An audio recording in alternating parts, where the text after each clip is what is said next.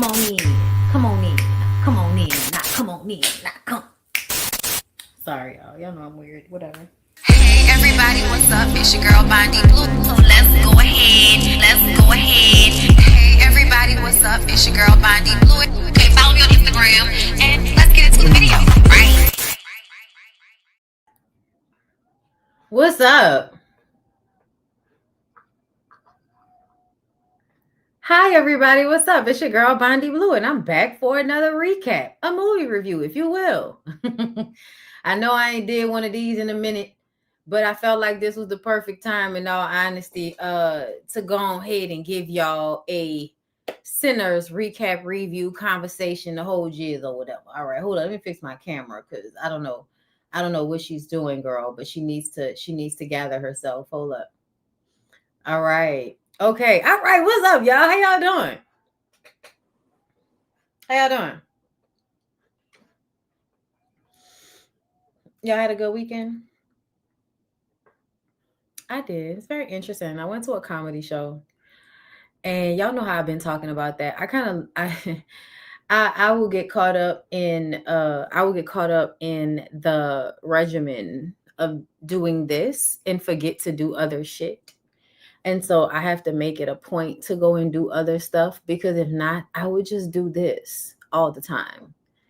And, I love doing this, it pays the bills and such things.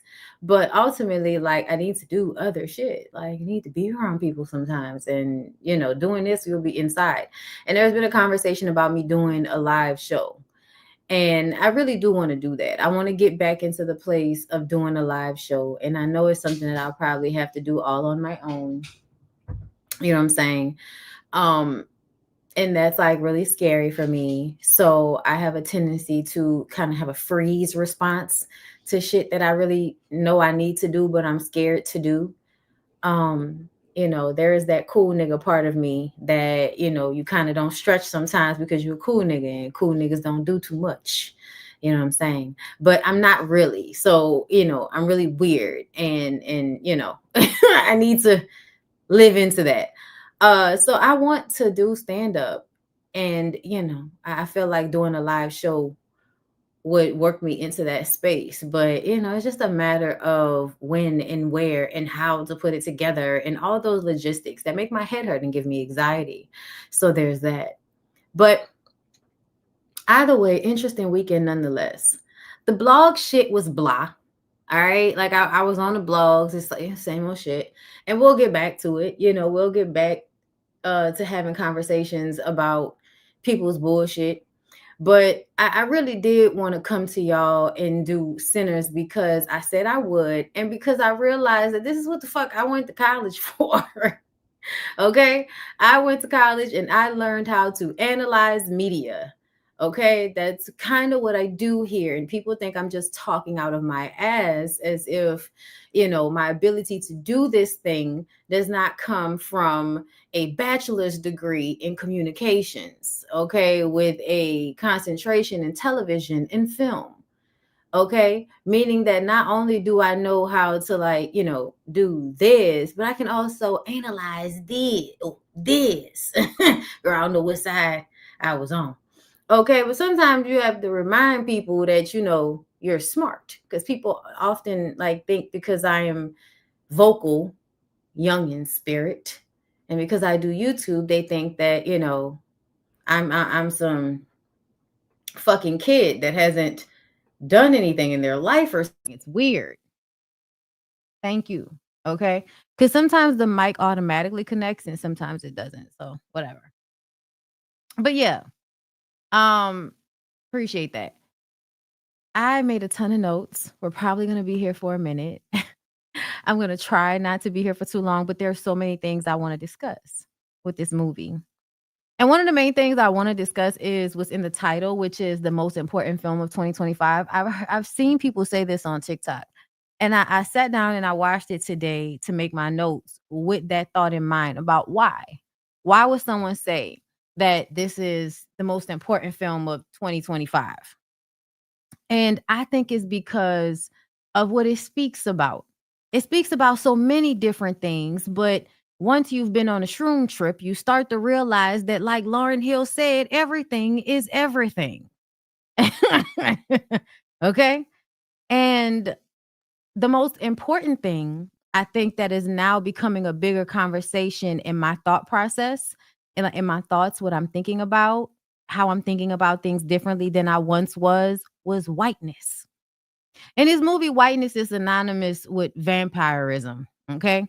But also, what whiteness is selling yourself out for fool's gold, like a wooden nickel. Whiteness is like a wooden nickel, basically. They're selling themselves out. They're selling whatever their original culture was out.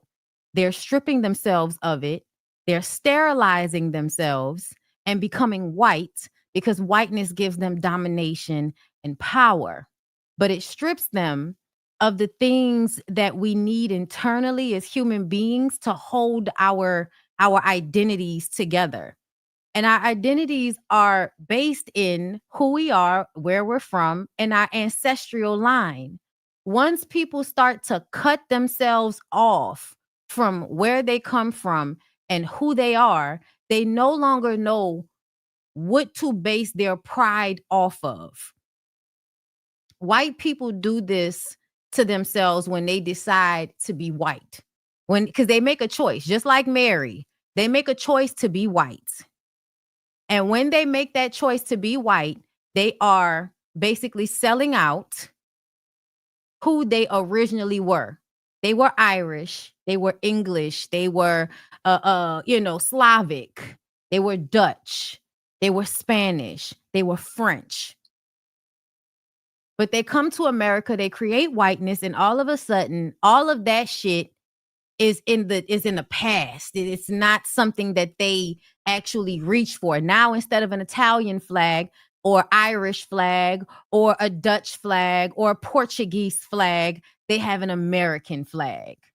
But the American history is not built on anything really solid. It's not built on anything solid. It is built on slaves, blood, hatred, emptiness. It's built on a lot of dark shit. And one of the things I feel like is a rule of life is what you put in is what you get out. And I believe that there needs to be some reciprocity in life. I think what we experience for a long time, especially as Black people, is this imbalance in life, this huge imbalance where we see these monsters getting fed and you see good people hurt, harmed, starving, while evil people get fat and live. The imbalance, right? The disrespect of that to humanity. You know what I mean? And what that means for everybody. What that means for everybody, because then you start to have a fight within yourself about if it even matters to be a good person, because you see how being a bad person will work for you. And I think this is, in fact, how we get infected with some of this bullshit. That if you want to put it in church speak, how you get infected with evilness, how you get infected with demons and all of that shit, right? Is falling into these pitfalls that are placed along the route of your life to separate yourself from yourself. When you come into this world and you don't remember who you are, you're supposed to be finding yourself in the process, right? You come here, you're here for some reason you don't know yet. But as you grow, you're supposed to be figuring that out, finding yourself in that. In this maze of life, crazy maze, shout out to Desiree, you're going to get two devils on your shoulder. Not a God and a devil, but two devils. You're going to get one that's telling you to give yourself, to sell yourself out and give yourself up for a God. And I say a God because a lot of people seem to think if you don't believe in their God, you don't believe in a God. When the truth of the matter is, I've been saying it for a while, and ever since I heard it, I felt like it was right. The God a lot of people serve is the devil, and they just don't know it. Because the Christianity, the way it sets itself up as if it's the savior, but really what it asks of you is for you to abandon yourself. And there can be nothing good in you abandoning yourself for something outside of you. So that's one thing. That's one devil on your shoulder. Abandon yourself for something that seems virtuous, right? The other side is abandon yourself for pleasure and instant gratification, which then leads you into darkness, right?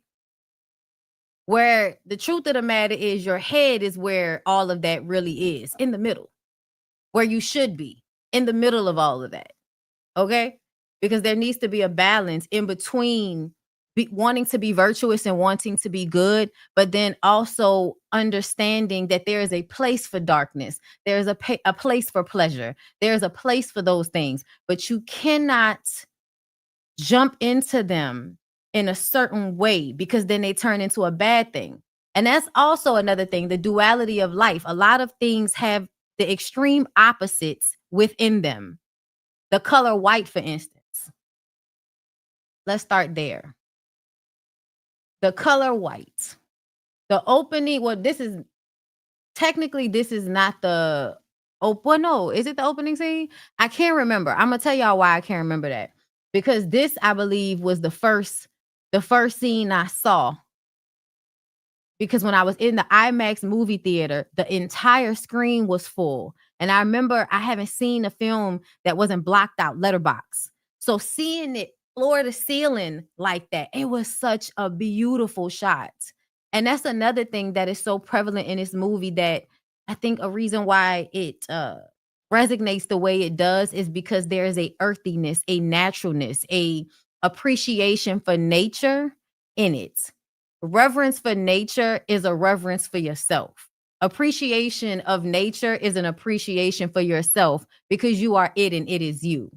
So when you live in a space where you can actually be in tune with it, see it, live your life in a way in tandem with it, there is a peace in that.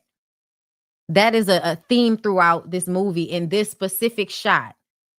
It was often like, did y'all see? Like, it was many times where they were showing you the landscape, and what it gave was this very natural, beautiful peace that somebody's going to come and fuck up. But I say all that to say, let's go back to the white.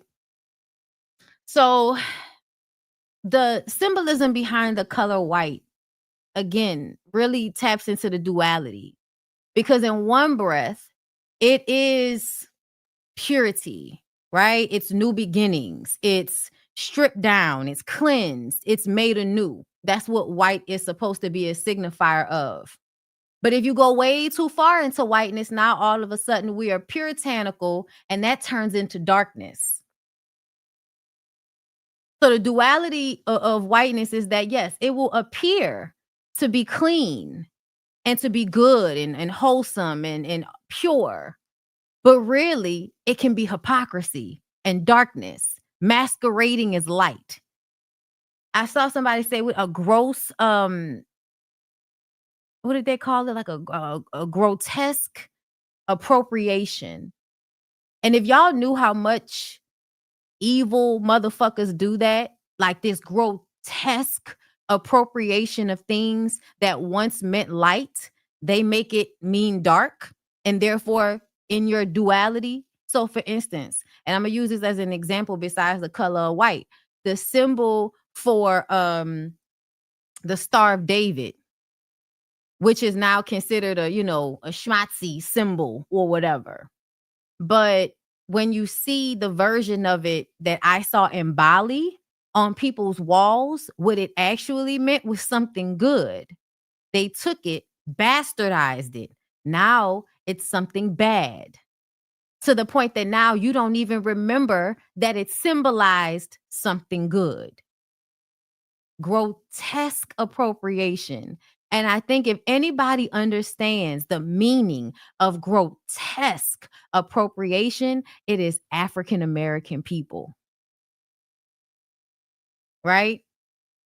Another grotesque appropriation I could think of, somebody put it on, I watched somebody talk about it recently, in a video on Instagram, I think, but talking about Sarah Bartman and how they basically, saw this Black woman's natural body and turned it into the bodice, the dresses, the first BBL. Y'all seen how like the Victorian era, the French Marie Antoinette and them used to have bustles that would make their butt look bigger. Grotesque appropriation. Lock that Black woman in a cage, but then create a bodice that resembles her body. Grotesque appropriation. So another grotesque, it probably was Vic Mensa. Listen, when I tell you I love an old awake educated ass nigga, my God, today. Okay, every time I see him pulling a fruit off a tree. Okay, there aren't many attractive niggas to me. I'll tell y'all today. Okay, but that goddamn Vic Mensa, every time he come out, all right, pulling a fruit off a tree. The whole scene. I love everything about it. Okay. But yes, let me get in my notes, y'all. Y'all with me? Like the video. Okay. I hope y'all with me. So like I said, duality. Having a musical gift can bring healing, but it also attracts evil. And this is the thing, right? I think I recognize that myself is I feel like being a light being. When you are a light being, you attract people that are dark.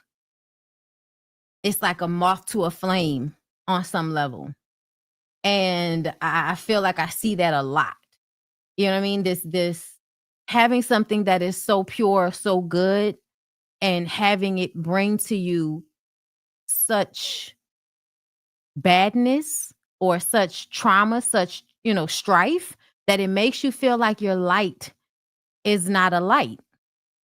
It makes you not appreciate it the way you should because you feel like it brings badness to you. It brings darkness to you. And I think that's so fucked up that when you really think about it, these things that we carry with us from life to life to life, the light that is in us, the talents that we might have, whatever that is, that's something we are carrying. Our soul is carrying from life to life with us, and people will try to separate us from it. It is the craziest thing. And then this grotesque appropriation of it. Because once somebody has made you feel like your gift brings darkness, you no longer look at your gift like a gift. Now you look at it like a curse. Grotesque appropriation. So that's what the movie starts off telling us.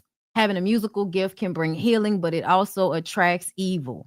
So Sammy enters the church full of folks dressed in all white. And this is supposed to be a representation of how they are all cloaked in hypocrisy.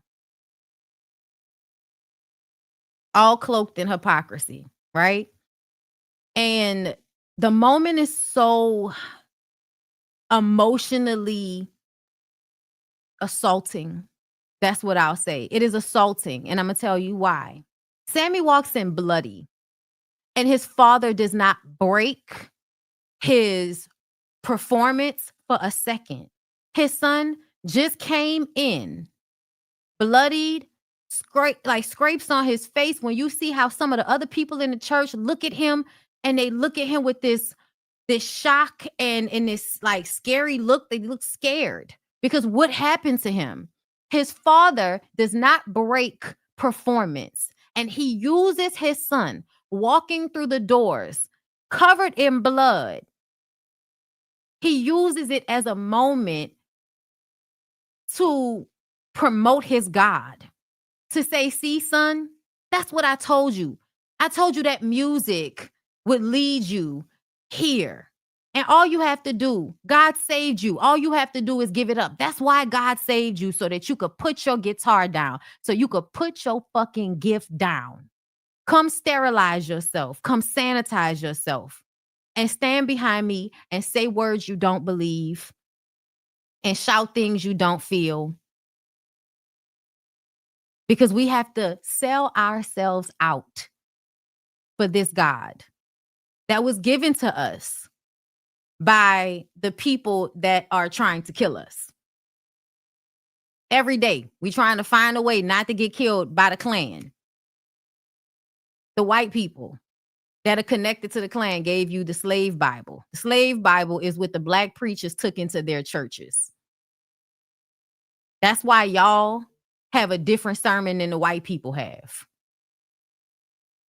That's why it was so important that people untangle themselves from Christianity enough to deconstruct it and dissect it and maybe rebuild it to something that makes them feel more pride in themselves and not like they have to strip themselves of who they are in order to follow that God. That messaging that they putting out right now, y'all saw that Kagu ass bitch that, that grifts, the one that grifts all the time. And she got up there and talked about how her being a Christian comes before her blackness.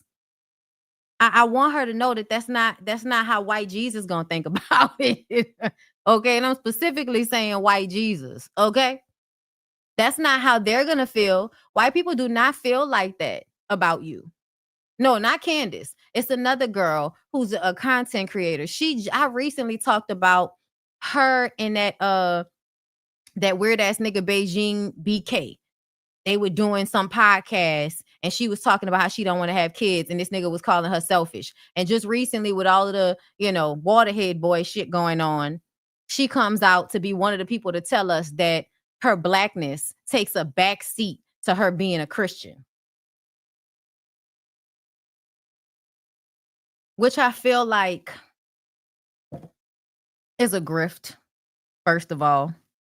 But also I feel like it's just you selling yourself out because you think you're going to get something good from it. You think you're going to get something worth selling yourself out for. And really, just like Brittany Renner found out, wooden pennies. That's why I don't like people saying, oh, she used the religion, when I feel like everybody is having a similar relationship with religion that Brittany Renner was. My life is fucked up because of decisions that I've made, but I don't know how to handle that. So I'm going to go and talk to God about it. And he going to fix it for me because I can't fix it myself right now. I don't know how to fix it. So I'm going to do what I see everybody around me do. And they go to religion to try to fix whatever their issue is because it's a mask. It's a weapon. Right? Being draped in white with all of this hypocrisy under it. Because the truth of the matter is, how can you be so good and of God when your son walked through the door and he has blood on him and you don't break your performance to have heart for what he looks like? That man walked into the room looking like he had just been through fucking hell.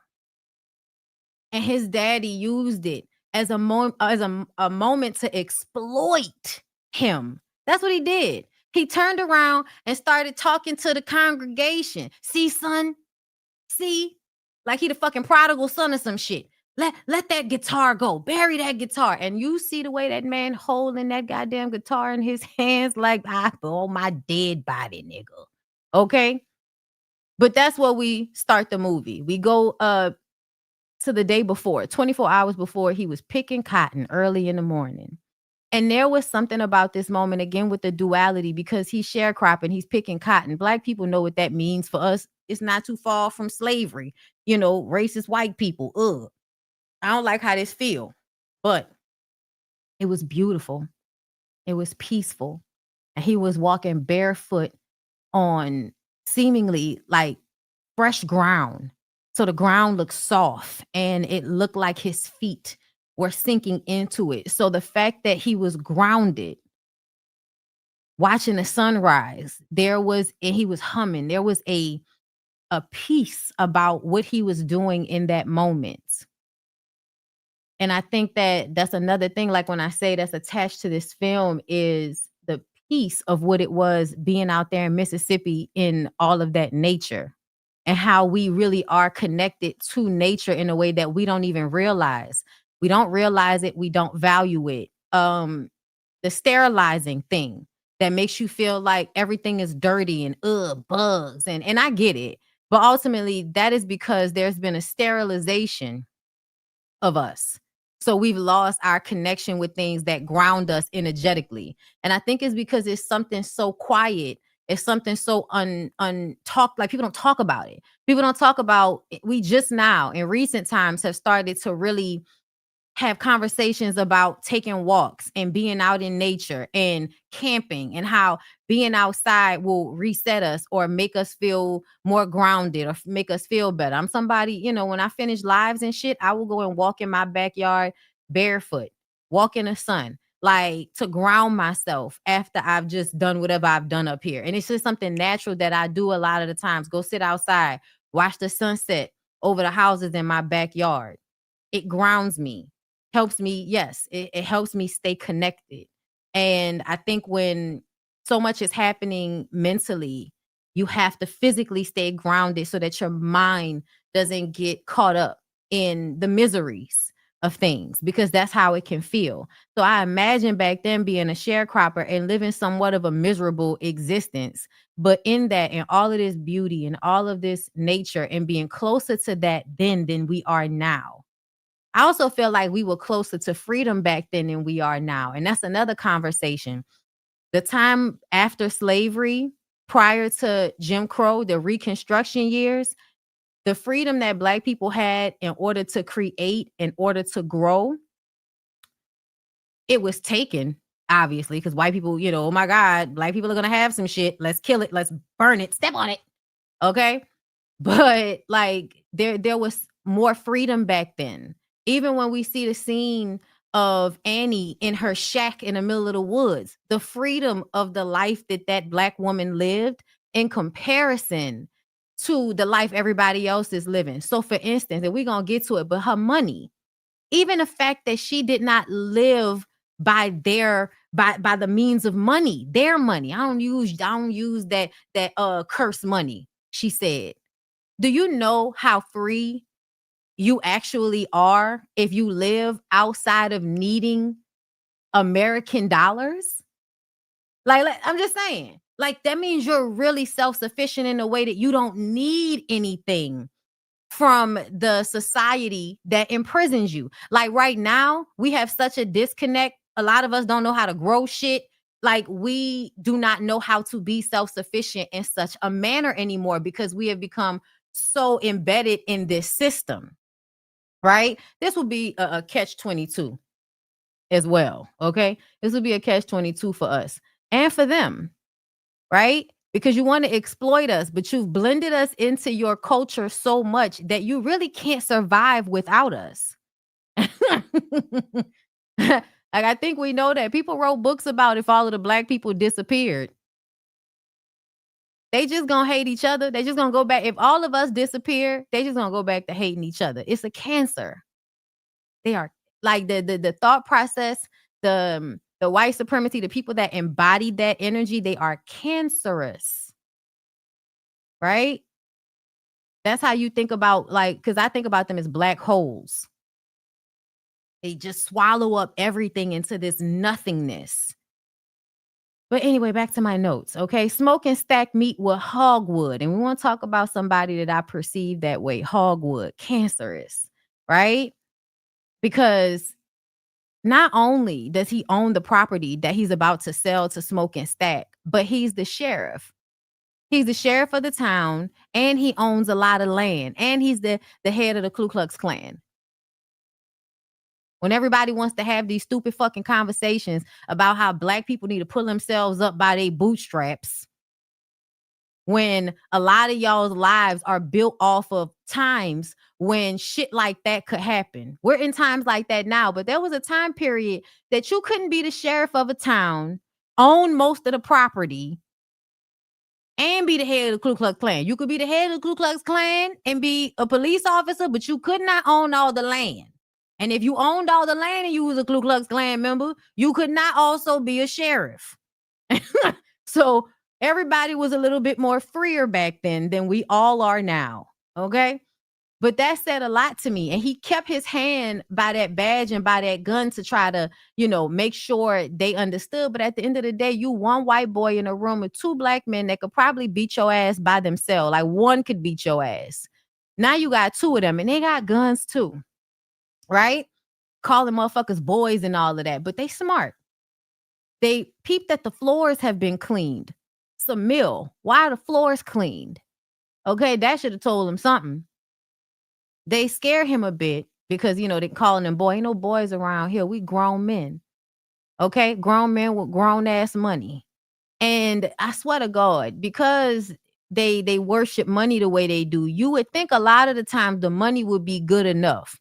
But no, because once again, cancerous, meaning that just because it fed off of you in this one way doesn't mean it's going to stop trying to feed off of you. So when they gave him the money, they told him, you're not about to get another dime from us. And if we see any of your clan buddies cross over our property line, we're going to kill them where they stand. Everybody means what they're saying. Okay? And Hogwarts says that there ain't no more clan. And the way he says it, you could hear the lie in his voice. You could hear the lie in his tone. So Sammy was ready to go out on Friday night. Okay, that man been working in the fields all week. He been sitting in his damn church, listening to his daddy scream out crunchy words to everybody. And he ready to go out and have a good time. Okay. But his preacher daddy, Uncle Jed, is warning him of the temptations. Okay. He tells him that he needs to stop dancing with the devil before he follows him home. And that's another thing that I really can't stand sometimes about families and parents, because they will take everything that they fear, bottle it up, and give you little drops of it your entire life. Like, I don't know about y'all, but to me, listen, it's not because we feel like they don't care, right? We feel like they do care, but there is something that I feel like parents need to check. This fear that they have within themselves, the way they will push that into their children, and their children will then be scared to do shit. I know so many people out here in New Orleans that won't travel. They won't, they won't expand their minds. They won't explore anywhere beyond where they've already been because somebody told them it's too scary out there. Somebody, they mama or somebody then told them that they should be fearful. They should be scared. And because of that, they don't really live out their lives. They don't. They kind of live monotonous lives that they don't feel very happy in, and they don't understand why. And so they just kind of let their bitterness and their unhappiness kind of just affect the way they treat other people and in the way they move. But ultimately, it's because somebody has implanted fear inside of them. And I think that's what his daddy was doing to him. And it's not that you should not fear what's out there, but you also should not let it stop you from being you, because there's always something to fear. You can never be saved from it all. You know what I mean? That's not life. Life is you're going to have to go through things sometimes. I think that a lot of the times that's how we handle everything. Instead of teaching people how to handle the things that they come into contact with, you tell them to just run from them and avoid them, instead of accept that they will happen and teach them how to deal with them when it occurs. No, you don't want to like sex, for instance. These kids going to eventually fuck. But instead of teaching them everything they need to know as soon as possible, you try to hide the truth from them from as long as you feel comfortable with, so that you don't have to have these conversations, because you think that if you don't talk to them about shit, then they're going to stay a child. When we all know that that's not how any of this works, because a lot of us knew about shit when we were very young, regardless to when our parents decided to have the talk with us. Okay? So I definitely feel like we do that a lot with that fear of the outside world affecting how we prepare children for life, right? And instead of preparing them, we just implement fear instead. Be scared of this. Instead of, this is something you should worry about, but let's figure out how we can handle it. What's the best way to handle it? But he just pressures him to stop playing his guitar. Smoke and Stack pull up to come and get him, and they tell Uncle Jed that they gonna get him back in one piece. And they meant it. Okay, this was something true that they said to the preacher man. The twins have been abused thoroughly, and I think that's another thing that was prominent in this movie. I think this movie was meant to really awaken Black people to the things that harm us, to the things that hold us back. Sorry to tell y'all, Black people, Christianity holds y'all back. Okay. Allegiance to whiteness holds you back. Greed holds you back. And in this situation, being abused by your parents will hold you back. Just saying. Okay. Because the fear I have about things is sometimes in a logical fear. But because I lived with fear so often, I don't know the difference between an illogical fear and a reasonable fear. My body does not know the difference. Okay. That's why I talk to y'all about that so much, because I feel like it's something that we really don't want to be honest about. We don't want to talk about. You just want things to be the way they've always been. Well, nobody's going to get better like that. So there's that. But anyway, they inform him that Chicago ain't nothing but Mississippi with tall buildings. That's why they came home. They decided to deal with the devil that they know. Right? Because a lot of people back then thought going north meant not dealing with racism because of the way the North fought for, in the Civil War. They fought for the slaves to be freed. But this was a financial decision. Southern people were just like drunk with power, to be clear. But the writing was always on the wall that they weren't going to be able to afford to keep like working the land in a country off of free labor. And the reason why is because people continued to run off. Okay. People kept leaving.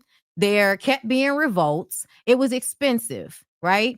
And then they were making machines. Machines were being created, and now machines were coming into play. So eventually, we're not even going to need this type of labor. So we might as well just go ahead and abolish this shit, because some of us don't really feel that great about it. We don't give a fuck about niggas like that, but just essentially, we don't really feel that good about it. Okay. So if we can do something else that's going to make us more money, we would rather do that. So when everybody thinks that Abraham Lincoln and all of them did the shit out of the kindness of their heart, no.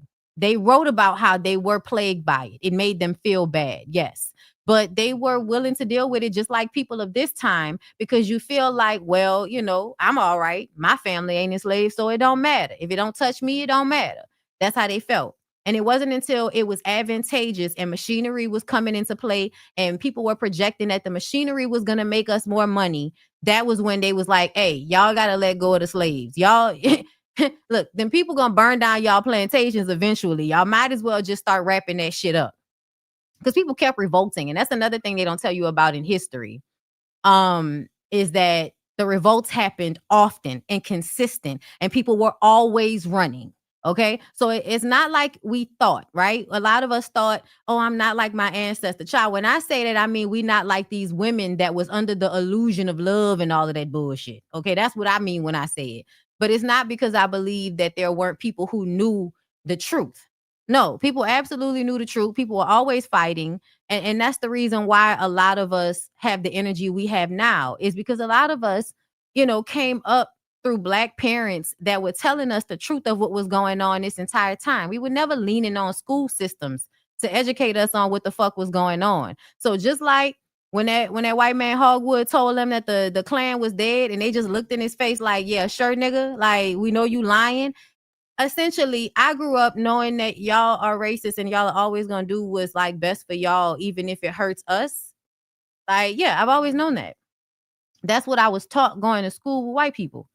That no matter what, they will be kind people, yes. But as a whole, they will sell you out. They will.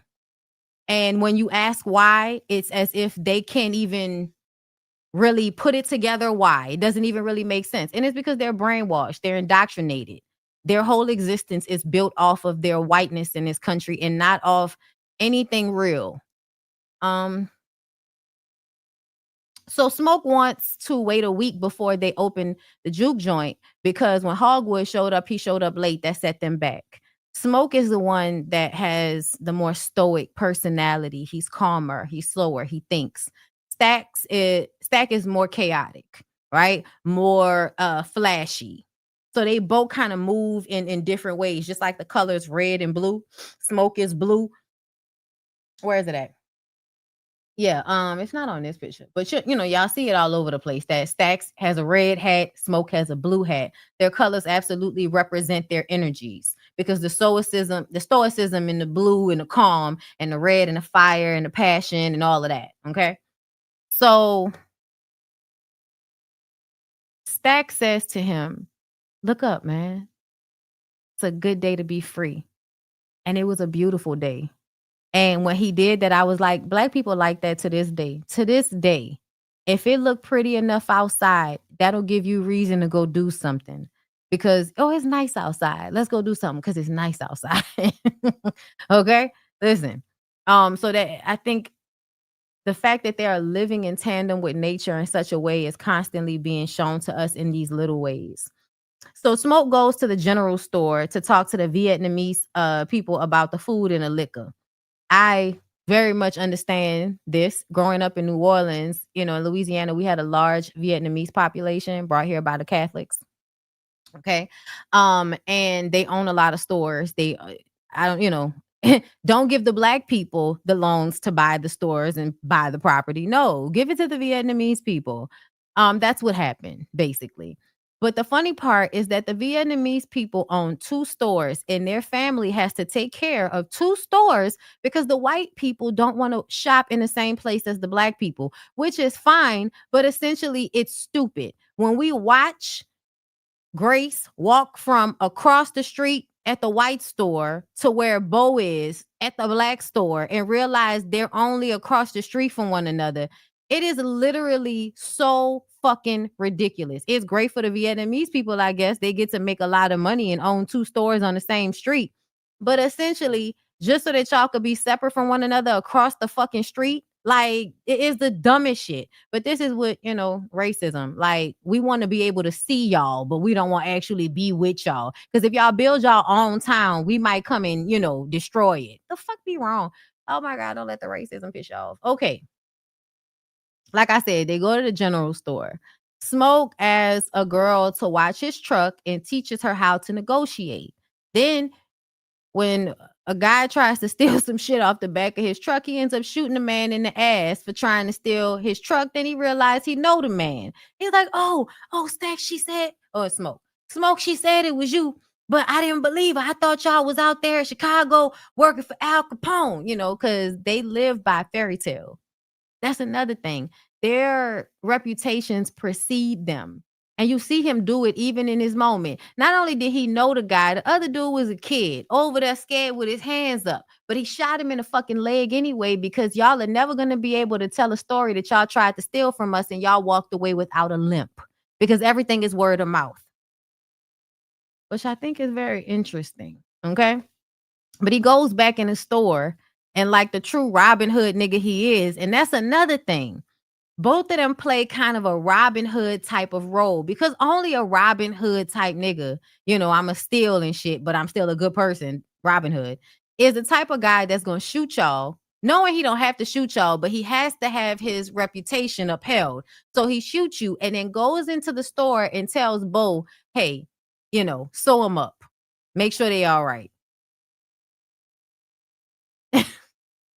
Again with the fucking duality. Okay? So Bo and Grace have their conversation with Smoke. They negotiate what they're going to do with the food, the alcohol, the games they're going to play. Basically, Bo and Grace are going to help host this party, right? And bring the liquor. So Stacks and Sammy are riding in a car, and he tells him the guitar he got, they won in a card game from Charlie Patton, which is a famous guitar player at the time. And so Sammy plays a song, and I think it was the first time that Stacks actually heard his voice, heard him sing, and he looks at him like with this awe, this disbelief, and it's a recognition of a gift, right? The recognition of a godlike gift for you to have a voice like that. That's what it was, right? And they go to get Delta Slim, y'all. I tell y'all all the time, if there's an old nigga I love, okay, all right, is Delroy Lindo, okay? And Delroy Lindo is Delta Slim, all right? He is an alcoholic harmonica player. and he's out there by the bus, right? It's a bus or the train, whatever it is, but it's where, where everybody is congregating, train station. And so he play and he drink. And Stacks comes to him to get him to perform at the juke joint, but he performed at a club called Messengers every Friday night because Messy's gonna be open for another 10 years, unlike your spot that might be here today, gone tomorrow. Okay, literally, the man knew exactly what the fuck was gonna happen.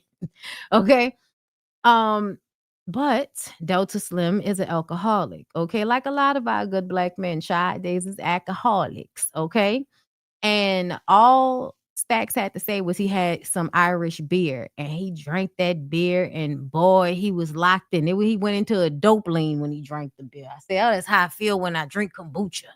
Okay. I used to love beer. My mama was just talking at the call game yesterday about how there used to be a picture that my daddy took of me. I'm like 2 years old, sneaking some beer off the table and I drink it and then I go, and he caught me when I'm doing this. And I was a toddler, pacifier on my little shit and everything, because they was having a party and I'm just kind of running around and I'm sneaking beer and my daddy catch the picture, child. So yes, I totally understood the feeling. Child, I want to tell y'all, as a child, I used to love me some fucking Budweiser. Whew. Child, some Coors Light.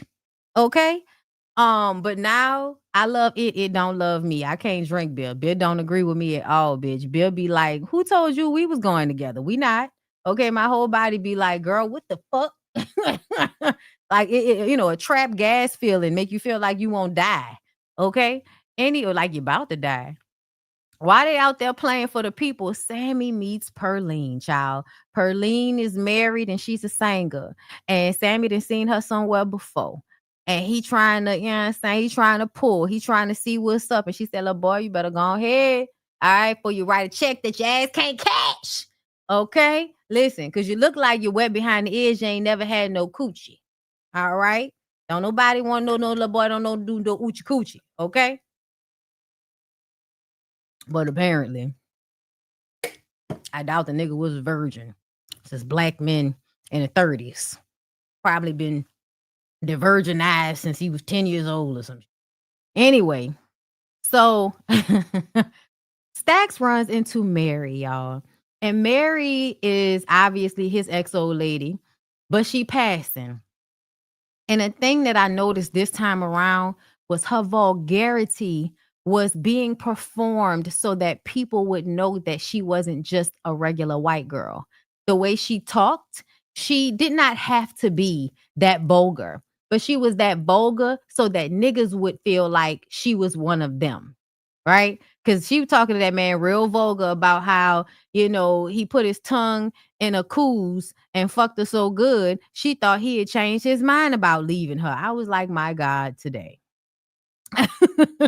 I know the feeling. I thought you changed your mind, bitch. I guess not. But apparently her mama was a mother figure of some kind to them. And I also didn't like the fact that she consistently used her mama as a tool to manipulate people. It makes me feel like, girl, you didn't really like your mama because you use your mama every 5 seconds. First, you're trying to use your mama as a way to guilt them because they didn't send no flowers. When at the end of the day, it seemed like, yeah, your mama might have been there for them, but they ain't really like her like that. Like, you know what came to my mind? One of them angry white women, right? They take care of the kids, but they really do it in a manipulative manner so that people can be beholden to them. And they try to control the kids. And when they can't control the kids, they're bitches. They talk to you bad. They mean, right? So I feel like we didn't know Mary's mama, but if we can guess, I'm guessing that Mary's mama was the type of woman that would, use mothering as a way to control people and keep them close, but ultimately wasn't really as kind as she pretended to be. That's what I feel.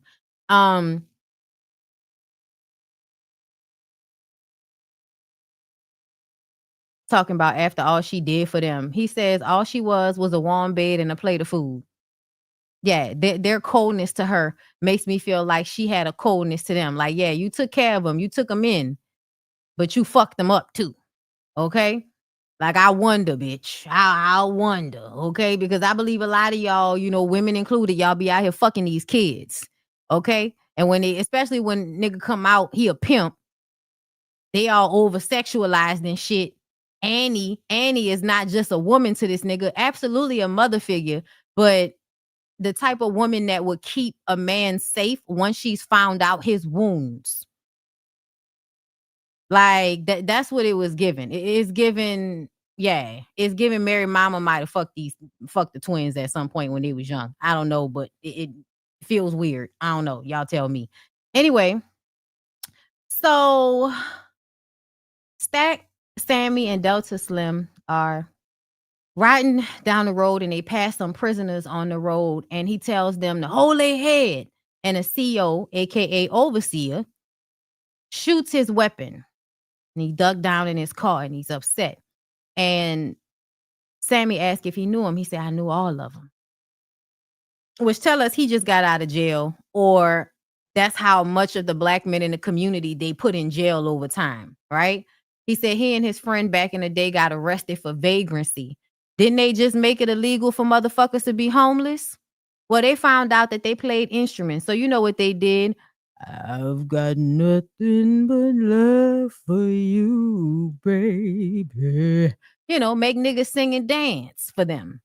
And when they sang so good down to the jailhouse, they brought them up to a big old white house full of rich white folks. And they played for them. And the white folks was stumping their feet and nodding their head. And niggas almost was on beating. And homeboy would switch up the rhythm and confuse their ass. They made a lot of money. Put money in the hat, passed it around.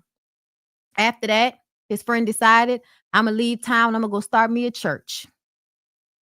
Well, the fucking conductor of the train station told a Klan that a nigga came there and bought a $2 ticket. And so they came and they searched him. They put some trumped up charges on him about some white man that was murdered and his wife was raped. So they basically made it seem like it was him because he had all of that money on him, even though the police department would have known, but they don't want to admit what they did. So they basically let people, or helped, I feel like, orchestrated one of the niggas being hanged. So when you wanted to go and do something all on your own, build something all on your own, they set you up for a crime, hung you, and dismembered you at the train station in front of everybody. The pain of not only the grotesque nature in which they murder someone in public view who is innocent, but what he intended to do was virtuous. And they took that and they hung him up and they dismembered him. And the feeling of that is so painful to me. Like, as a black person, there's a part of me that will always be able to reach the pain of that in my body to the point that I could cry right now, but I have to keep pushing it down. So as a black person, I feel like we deal with that all of the time. And there's a level of dissociating, just like the people that was in the church with they all white on, right? Disassociated. But Delta Slim decided he was going to drink his money away. And that's what he been doing since then. That's why they left him alone, because they didn't see him as a threat of any kind, right? You just drank yourself into a bottle. That's what you did with your money. This nigga was going to go start a church, build a township or some shit like that. We got to stop that shit. So they did that terrible shit to that man. And when he relived it in the moment, the pain of it,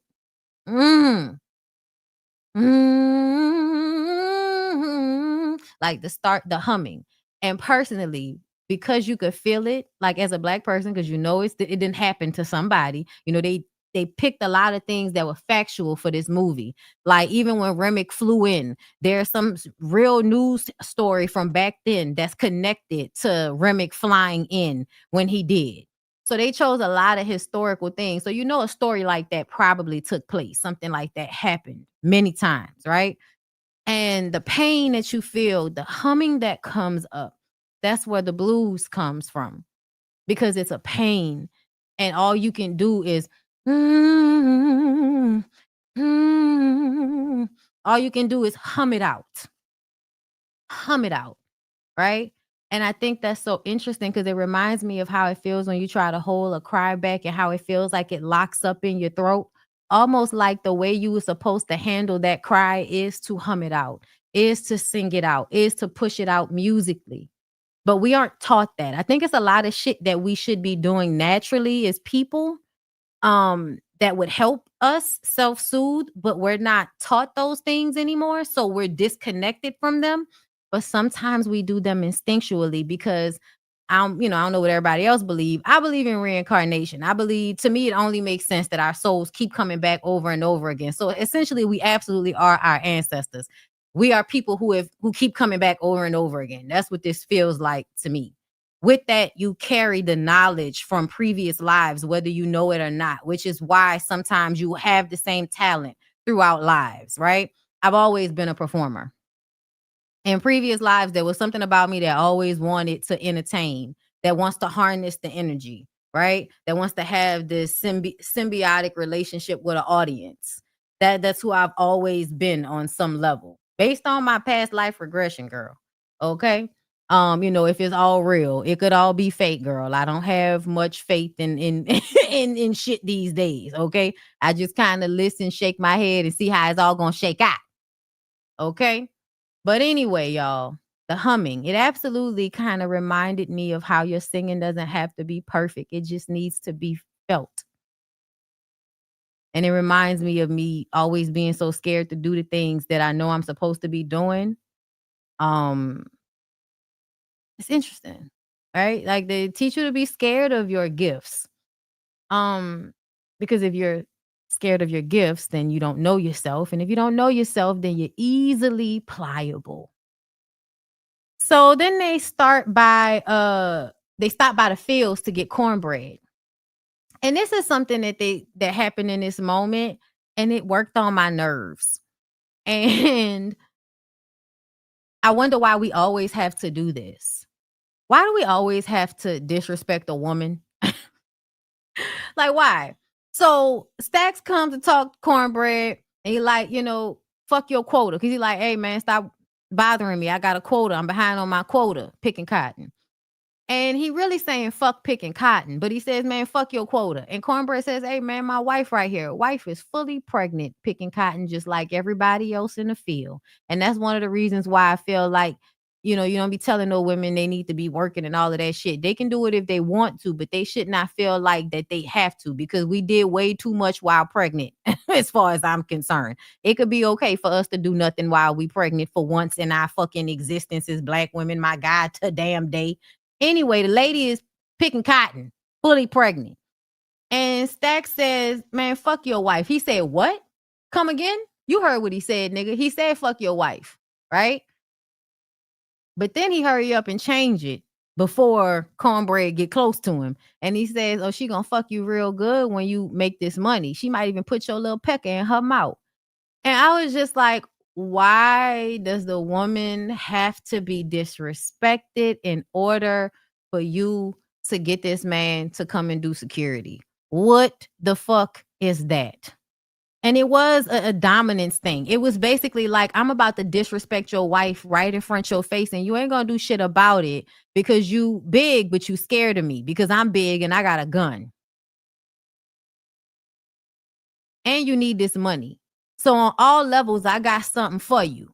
And I just kind of feel like, essentially, and then, the lady gonna say how much you paying, right? So then the woman is like, nigga, if he paying, you need to go. And then look what he says. He turns to her and he says, we'll be back. And I did love these moments throughout this movie, because this movie is supposed to be set in 1932, right? But a lot of the things they did reminded me of 90s and early 2000s horror movies, like the cliche of telling somebody, I'll be right back. And the motherfuckers will not be right back. Okay. So they had like a couple of moments like this that, were cliche horror movie moments. And we'll talk about the other one I can remember when we get there. But this moment for sure. But yeah, I was just like, why we always gotta disrespect a woman in a situation? Like, it just has to be a part of it, huh? But anyway, he gonna go do security for the party. That lady ain't gonna never see her husband again. I don't know if they ever sent her any money, but now she got a baby and ain't got no big ass daddy to help her take care of the baby child. Okay. So Smoke goes to see a grave for a baby. That's what we see. And then, he's like, daddy's here over the grave. And then Annie comes outside. And I want to tell y'all, everybody that thought Annie was his mom and not his old lady, please stop. Y'all are fucking ridiculous. Okay.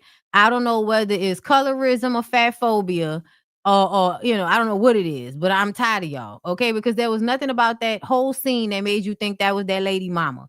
Like, as soon as you saw it, you knew the baby in the backyard was her fucking baby. And he said, daddy's here. So that means it's his fucking baby. So that mean them people fuck to have that baby. 1 + 1 = 2. Okay. I don't listen. I'm sorry. But when she comes out, she's strong and knowing. She even has like the bodice that she has on reminds me of like a back brace that make your back stay erect. And her posture through the entire scene, not even just her posture, her skin tone being the same color as the wood walls of her shack, which to me gave the feeling of, not only is this woman home, but this woman is the foundation. Because there was a shot. Where's the shot?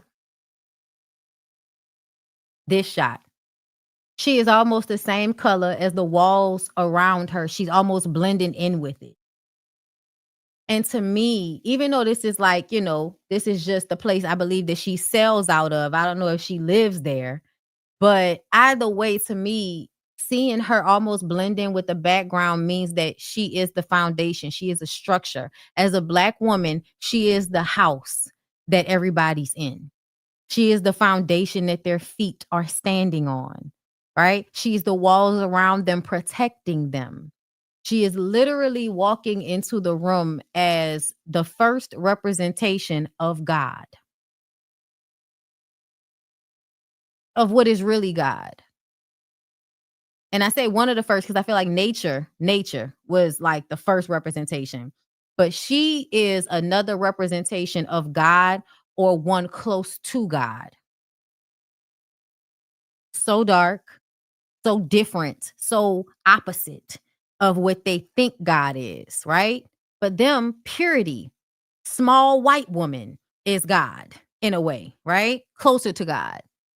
But when we see her, this is when we know, no, this is where the real magic is, the real knowing, the real peace, the real foundation, like here with this Black woman.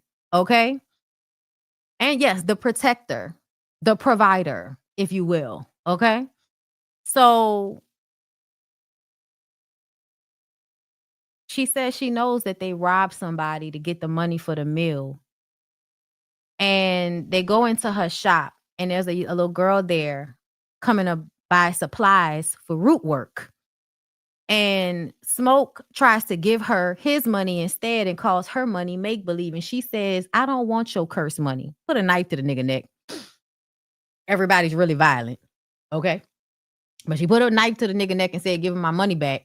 Said she don't want his cursed money. She said the money she got is good enough. Okay. And then he says to her, he been all over the world and he never seen no demons, no magic, nothing. All he saw was power. And the only thing that can get you power is money. And she says, all the death that you been seen, and you walk back to me, you come back to me, standing here in my face, 2 eyes, 2 legs, two arms, 2 hands, 2 feet. Okay? Whole. Now, what make you think that my root work and all my prayers every day ain't what kept you alive? And then she asked for his Gregory bag. And Gregory bag is basically like a little bag that you put charms, talismans, or representations of whatever it is you want in the little Gregory bag, right? So same thing is like a talisman. Like for me, this is a talisman. This is my daddy's initials and a clear quartz crystal, right? Little bit of earth, little bit of my daddy. And because I believe, regardless to my past issues in in ancestral space, he is a protector. And he always has been. And so for me, now I have a talisman of protection that means something to me based off of my ancestors and the earth. Okay. So yes, personal effects. Exactly. Mojo bag, Gree bag, whole bunch of different names, but it's basically a bag and you put little stuff in it, okay? You put different stuff in it, but it's basically meant to protect, okay?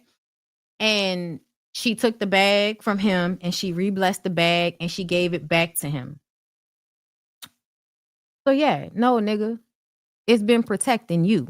And he asked, well, why didn't it protect our baby? And she said, I don't know. And that's because I feel like, yes, we can work our earthly magic here, just like we can do anything here on earth. I do think there's a level of wielding energy that we have lost contact with. But some of us may still remember.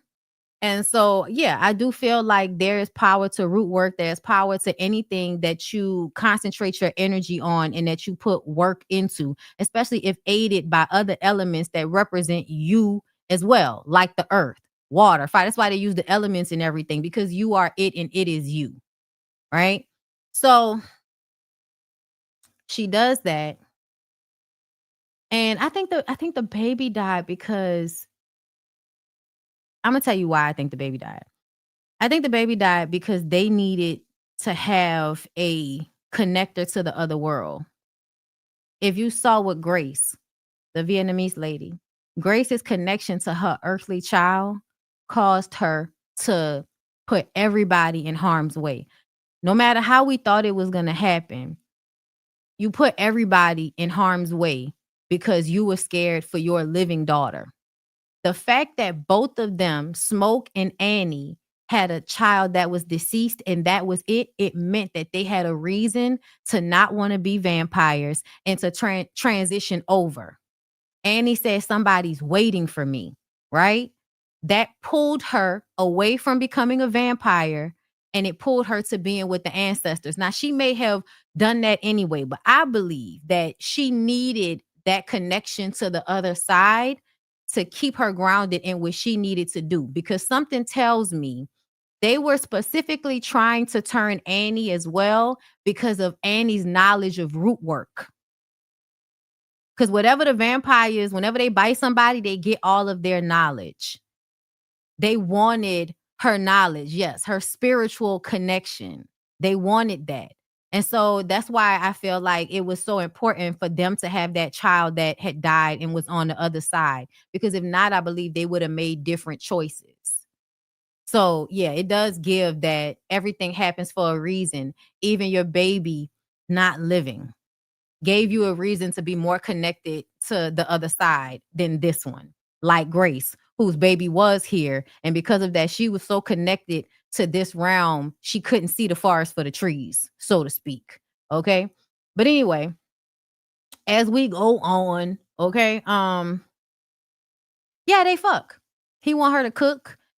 She says Elijah, and he says, I gotta say it. Yeah, you have to verbalize how you feel about me, because I need to feel that in order to do what you're requiring of me. That's basically what it felt like. All she needed was for him to say that he love her. It hurts for him to come back there and he miss her. And she bent it over, busted open. And yeah, it was some hot shit. I'm not even gonna lie to you. It was very much giving some hot shit. I personally like when men have sex with grown ass women.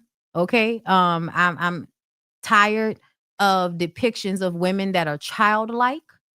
Okay. And this was very much given how your grown grandma back in the day was getting fucked at. Fully spiritual, fully sovereign, right? Ethereal. But at the same time, that's still a woman. Okay? Getting fucked at by a narcissistic, toxic, what they call him, wounded baby bird nigga. Okay, because that's what he was essentially. I feel like this lady plays so many roles in this man's life. It was, and I think often women play this role, right? I think often women feel like they come into contact with men that are empty, and it's their job to share their fullness with these empty men. But essentially, these empty men always end up harming them in some way or causing their harm in some way. And I don't want that to be lost upon us, that These women, she and Mary, both died over dick, essentially.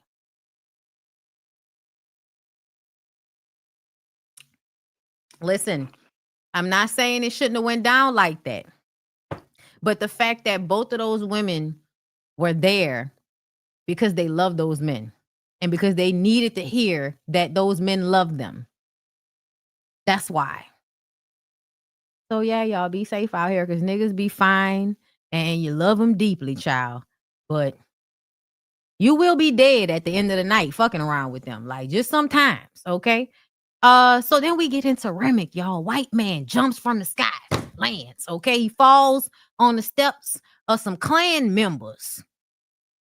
And as soon as he see the Klan suit in the background, he know what type of people he dealing with. The dirty engines is chasing me. They killed my wife, my family, the dirty, crazy engines.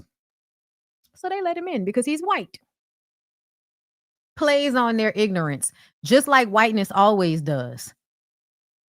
Whiteness plays on white people's intelligence and their ignorances so perfectly, right? Because think about it, baby. Y'all are always so scared of everybody else. And the only people that y'all need to be scared of is yourselves. White people, hello. Y'all are y'all's problem. It's you. It's y'all. It's not us. It's not the engines. The Choctaw people showed up clean as fuck. I don't know why you had to call them people dirty because them engines pulled up clean as fuck. And when I say clean as fuck, I mean they were dressed well. The engines was clean as fuck. Okay, yes, no, I absolutely want to see the Choctaw engines that are vampire hunters. Abso-fucking-lutely, I do. Okay? They tried to warn her. And that's another thing.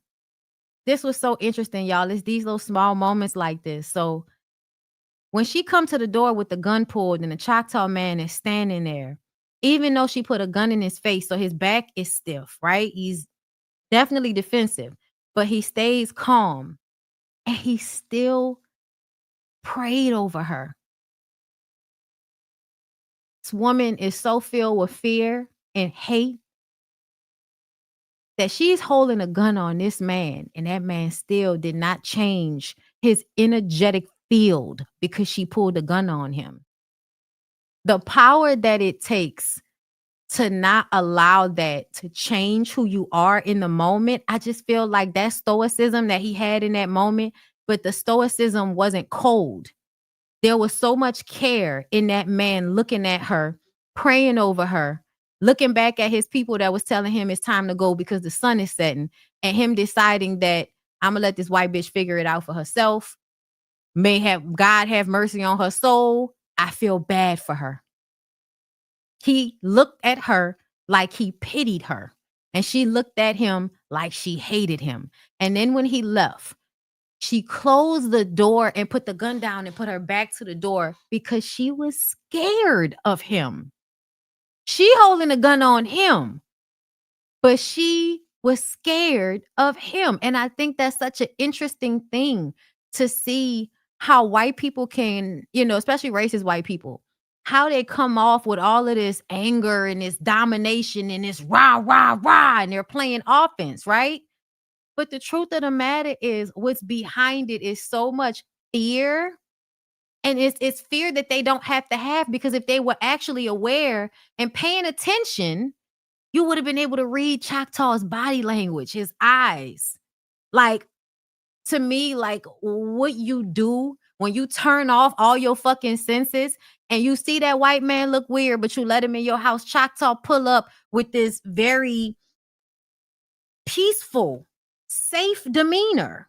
It's all over the Choctaw man. And she is scared of him, not scared of the white man that is literally at the same time in her house killing her fucking husband. Fascinating. Fascinating. I feel like that's why you can't get caught up in the image of people. You have to pay attention to the principles, to the rules, to the actions and the words that are matching up. You cannot get caught up on how shit look or the image of things.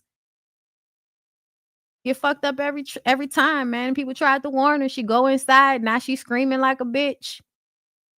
Put a gun down. Now her husband dead on the floor, waking up. Half his neck fucking gone. Remick eyes glowing and shit. You ain't never seen nothing like that before. Scared of the damn Choctaw though. Okay. But yeah, so now them people is vampires. Okay, let's remember that. Juke joint. Juke joint is open for business. If don't nobody love a juke joint, bitch, I loves me a juke joint. A wooden building, lightly lit up, where people can sweat and dance and have a good time with all kind of natural percussion type instruments. Okay. Woodwinds, drums, niggas tapping on their legs with spoons. You know what I'm saying? Okay.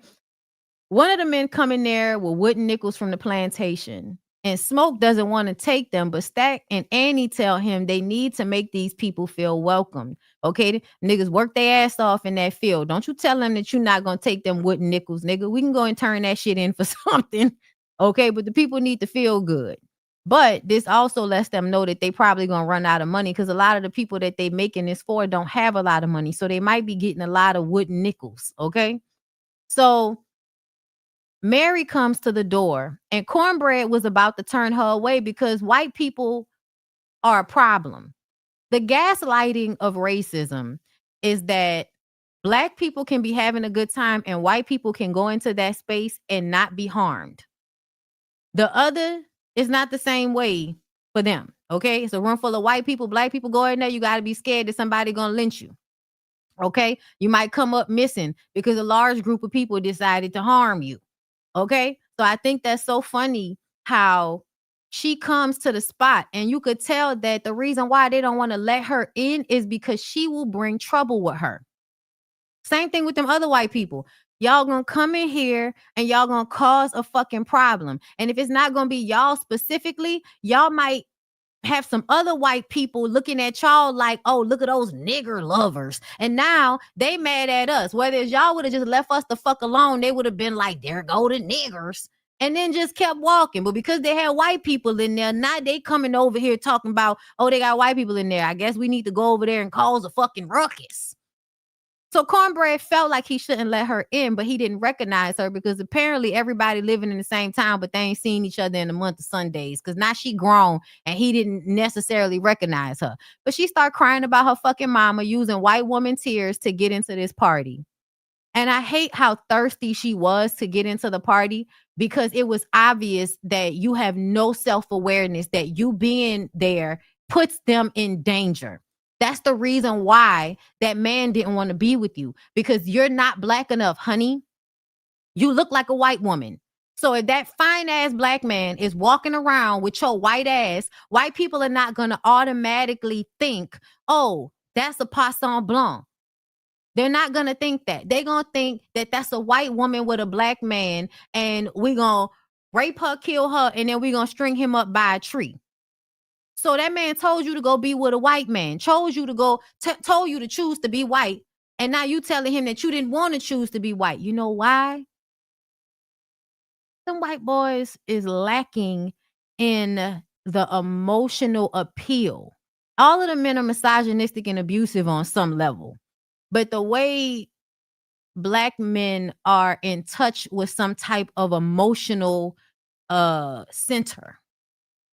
Like, I don't know. And I mean, I guess it's like, I guess essentially connected to their blackness. They feel, they emote. And white people, I think, and white men specifically, have a coldness and a disconnect. They don't know how to really dig their dick in, so to speak.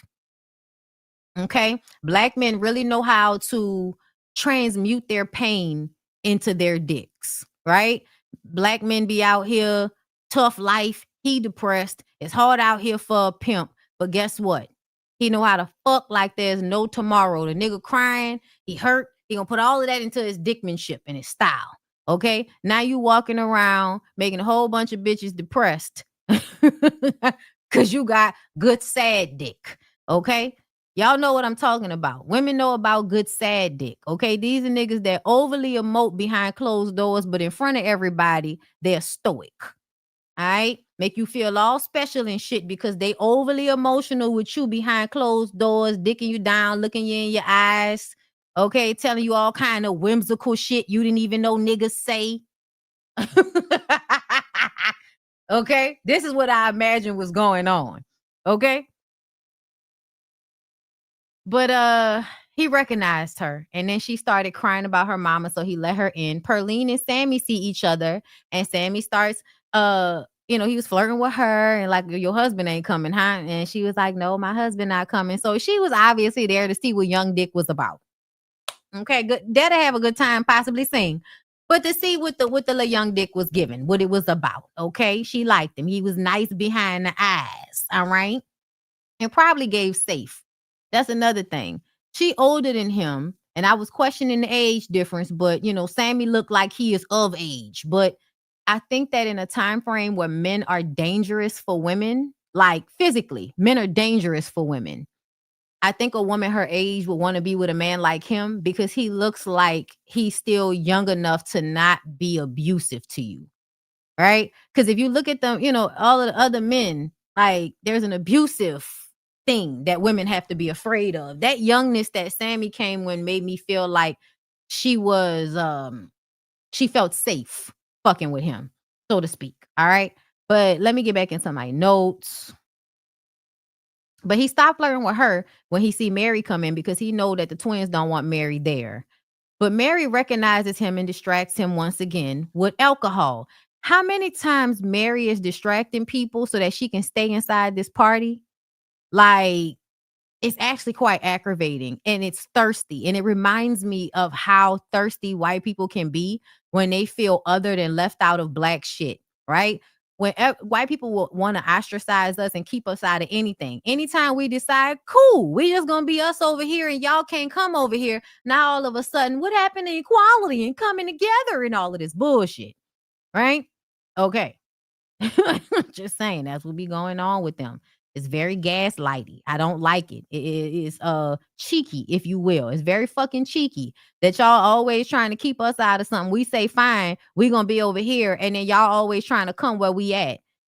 Just like Mary reminded me the way she kept trying to stay in the club and shit, and the way she wanted to be involved and she family and all of this shit. It reminded me of the way we always trying to give out tickets to the cookout. You know what I'm saying?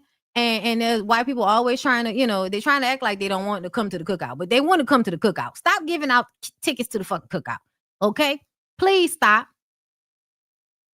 Child, that's something like it makes you feel like, how are we supposed to be like integrative if we can't trust you motherfuckers? How am I supposed to be trying to be, equal with y'all? But shit, you can't even trust niggas sometimes. So I guess we just out here got to figure it out for ourselves. Anyway, while they sitting up there drinking, because whiteness will distract you with alcoholism. That's why they put liquor stores in the black neighborhood, because there's always a distraction so that they can be close to you and feed off of you. Right? Mary wants to be close to the black people and feed off their energy because it's cold being a white woman. It's lonely. It's empty being a white woman. She need to come and be around these niggas so she could feel, warmth and good about herself, feeding off their energy, right? That's why she's trying to hurry up and be here. So she distracts Sammy with alcohol and he asks what she is. And she's like, well, I'm a human being. Bitch, you know what he meant. You know what he meant. And then the hypocrisy of a white bitch turning into a black man talking about I'm human. Bitch, I know you human. Do you know I'm human? That's the real question. Okay. But anyway, she says that her grandfather was biracial. I told y'all I didn't know for sure. My mama said, yeah, girl. I'm like, what do you mean? Yeah, girl. Like y'all told us that our grandmother was biracial. No, bitch. Like y'all did not really. It's been whispers. But yeah, y'all. So in essence, I'm like her, but the black way. Okay. Because my grandmother was biracial. Okay. But she got with a black man. So then we had, we're black. Okay. Apparently, her mama or her grandfather must have got with a white woman, right? Biracial man get with a white woman, now we got white kids. Biracial woman get with a black man, now we got black kids. See how that work? Okay? That's how you get motherfuckers like us. All right, which I think is so funny for my grandmother to have a whole bunch of dark-skinned children and her be biracial. Crazy. Either way, because y'all know genetics doesn't work like paint. I just all, it's all interesting to me when I think about it. But her grandfather was biracial. He raised his daughter to keep the Klan from killing her. I'm like, what was the other option? So that should let you know how much the Klan wanted to kill mulatto babies and shit, okay? Then her mom ended up delivering the twins. Their mom died in childbirth, and she then began to nurse them like they were her own. And I'm wondering, what was the relationship between they daddy and her? Because it's almost giving like, wait, was that lady like with y'all daddy? Like, I have questions because that's what it's given. It's given that lady must have been fucking around with their daddy on some, I don't know. But I just have questions of these connections and all of that. Because she ends up raising them after their mom died. And I'm questioning, bitch, did the mama naturally die in childbirth, or did you not know what the fuck you was doing when you delivered the twins? Anyway, okay, because the daddy must have been abusive too to the mama. She says they bought the meal but didn't send flowers to the funeral. Once again, using her fucking mama as a tool of manipulation with people. Always guilt tripping people. I'm tired of y'all. Stop guilt tripping people. Okay? And he said, man, listen, we sent all the flowers that we had when your mama was alive and still able to smell them. So don't come up in here trying to guilt trip us about that fucking lady. Every time she did that, you could tell it's something in them that wants to say fuck that lady, but they don't. So Stack tries to get her out. She thinks that she can. He's like, he said, I'll pay one of these, one of these farmhand girls to beat your ass, get you up out of here. She said, you taught me how to fight. You know I could beat every bitch's ass in here, and you know it. I'm like, girl, I don't know why you think just because he taught you how to fight that you're going to beat every bitch in their ass. Because the truth of the matter is, if Annie wanted to fight you, Annie probably would beat your ass. There's a couple of women in there that probably would have stumped your ass out. They're farmhands. You learned how to fight, but these are women that are stepping in tall grass every day. Okay? They got blisters and their fingers and shit is hard. Their hands got calluses because they pick cotton, bitch. And you think you was going to beat all they ass because a black man taught you how to fight? Girl, fuck out of here. But she didn't want to be white, y'all. She didn't want to be white. She wanted to be with him. But she looks white, and it's dangerous for her and for him. He tells her that he would kill for her if anybody did anything to her, but he can't be with her. Both of them came there and had to tell these women how they truly felt about them at some point in order to get these women to either leave or do whatever it is they wanted to get the women to do. Smoke had to tell Annie he loved her in order for her to cook some catfish for the party. And in this moment, he tells her that he thinks about her every day and he loves her. And he wants her to be someplace safe, but that place is not with him. And she's standing there crying. And he walk off. And I'm like, child, I swear, niggas is always just in reach, right? Like those relationships that center around loving somebody that you will never be able to fully embody the love. You will never be able to truly experience it. You feel it. They feel it. But y'all can't be together. The torture of that. Okay, I need to read more into some, shit about that. Because I know there's something psychological about that as well. How a lot of the times it's not the people, but it's the pain we carry around and we attach to different people in our lives. Because you could tell with both of those women and with the men, there's pain tied to their relationships that keeps them bound to each other, but also keeps them not being able to truly be in each other's lives. Yeah, that's something to be said about that. So, y'all, Delta Slim announces Preacher Boy to come on stage. And he says that, I'm Sammy Moore. I'm a sharecropper from Sunflower Plantation. And they call him Preacher Boy, counting his daddy being a pastor. And he wrote this song for him. And, he sang the song, I Lied to You. And it's a song about lying to his daddy because he loves the blues. And then we hear Delta Slim saying blues wasn't forced on us. We brought this from home. It's sacred and big. And when he says that, Then we start to get these the scene, right? Which to me is literally my favorite scene of the entire movie. And I feel like it is one of why they say this movie is one of the most important movies of 2025 is this exact moment. And I think I saw the diva in the chat, Erica De Niro, because we talked about this and I was trying to explain it today. But there is something magical about bearing witness to the connections in time. So in this scene, we see everybody dancing. The music brings about the magic of ancestral power, of our lineage, of what our souls singing means. It means connection. It means communication. That's how it started out. In ancient times, music is something that's used to communicate, but it's also used in spiritual practice. So a long time ago, musicians were highly regarded in a religious or priest manner because of how music was used in ritual and in healing and all of this type of shit. But the connection between seeing the dancers from the past and the present and the future all in the same space at the same time, hearing how the music shifted to hip hop and they added the DJ aspect of it, seeing I think that might have been Bootsy Collins, but I'm not exactly sure. The guitar player, which was given futuristic, right?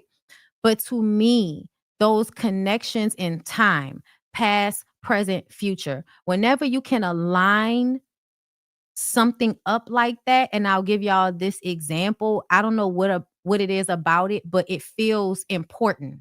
There are certain moments in my life that feel important, and I don't know why all the time. So, for instance, with my husband, when we first met, there was a automatic sense of knowing each other, even though we did not know why, right? You don't know why. All these years later, now we know why there was a sense of comfort and a sense of recognition. It is because on some level, we already recognized each other because the life that we live now has already happened because time is not happening linear. It's happening in a circle or really all at once, right? So for me, I've now started to be able to recognize sometimes these moments where the future and the past and the present were all happening at the same time and I didn't know it. I'm gonna give y'all another example because of what happened this weekend. So I went to Punky Johnson from SNL. I went to her comedy show out here at Howlin' Wolf this weekend. And I, told y'all the story, but she and I went to the same high school. She was a senior when I was a freshman. So she don't know me, but I know her. The reason why I know her is because the first time I saw her, and she talked about this in her comedy show, which was like, so healing for me. Okay. But she talks about in her comedy show how she was cursing her uncle out in the middle of the yard the day that he kicked her out of school. I was there that day. I did not know her, but I was there in the parking lot in front of the cafeteria that day when she was going off on him. And it was like the summer before our freshman year actually started. So she wouldn't be there as a big sister. That's another thing. The seniors were there at the same time as us because they were our big sisters. And there was a big sister that I wanted, but I did not get. And I told her that. And she kind of still was a big sister to me in some way. But I really had a crush on her. I saw her that night. What that was, Saturday night. I saw her Saturday night too. She did not really remember me, but it's whatever. I remembered her. Anyway, so I say that to say the moment that I recognized her getting kicked out of school in that moment, to me, I feel like because I had went through that, I eventually get kicked out of school. I don't know it in that moment, but I get kicked out of school for the same reasons. I get the pain of it, like the trauma of it, what it meant, right? That moment for her. She don't know me, but I'm seeing this moment. I'm frozen in the moment. So as it's happening, I'm stuck and I'm watching. I don't know eventually that this moment will happen to me.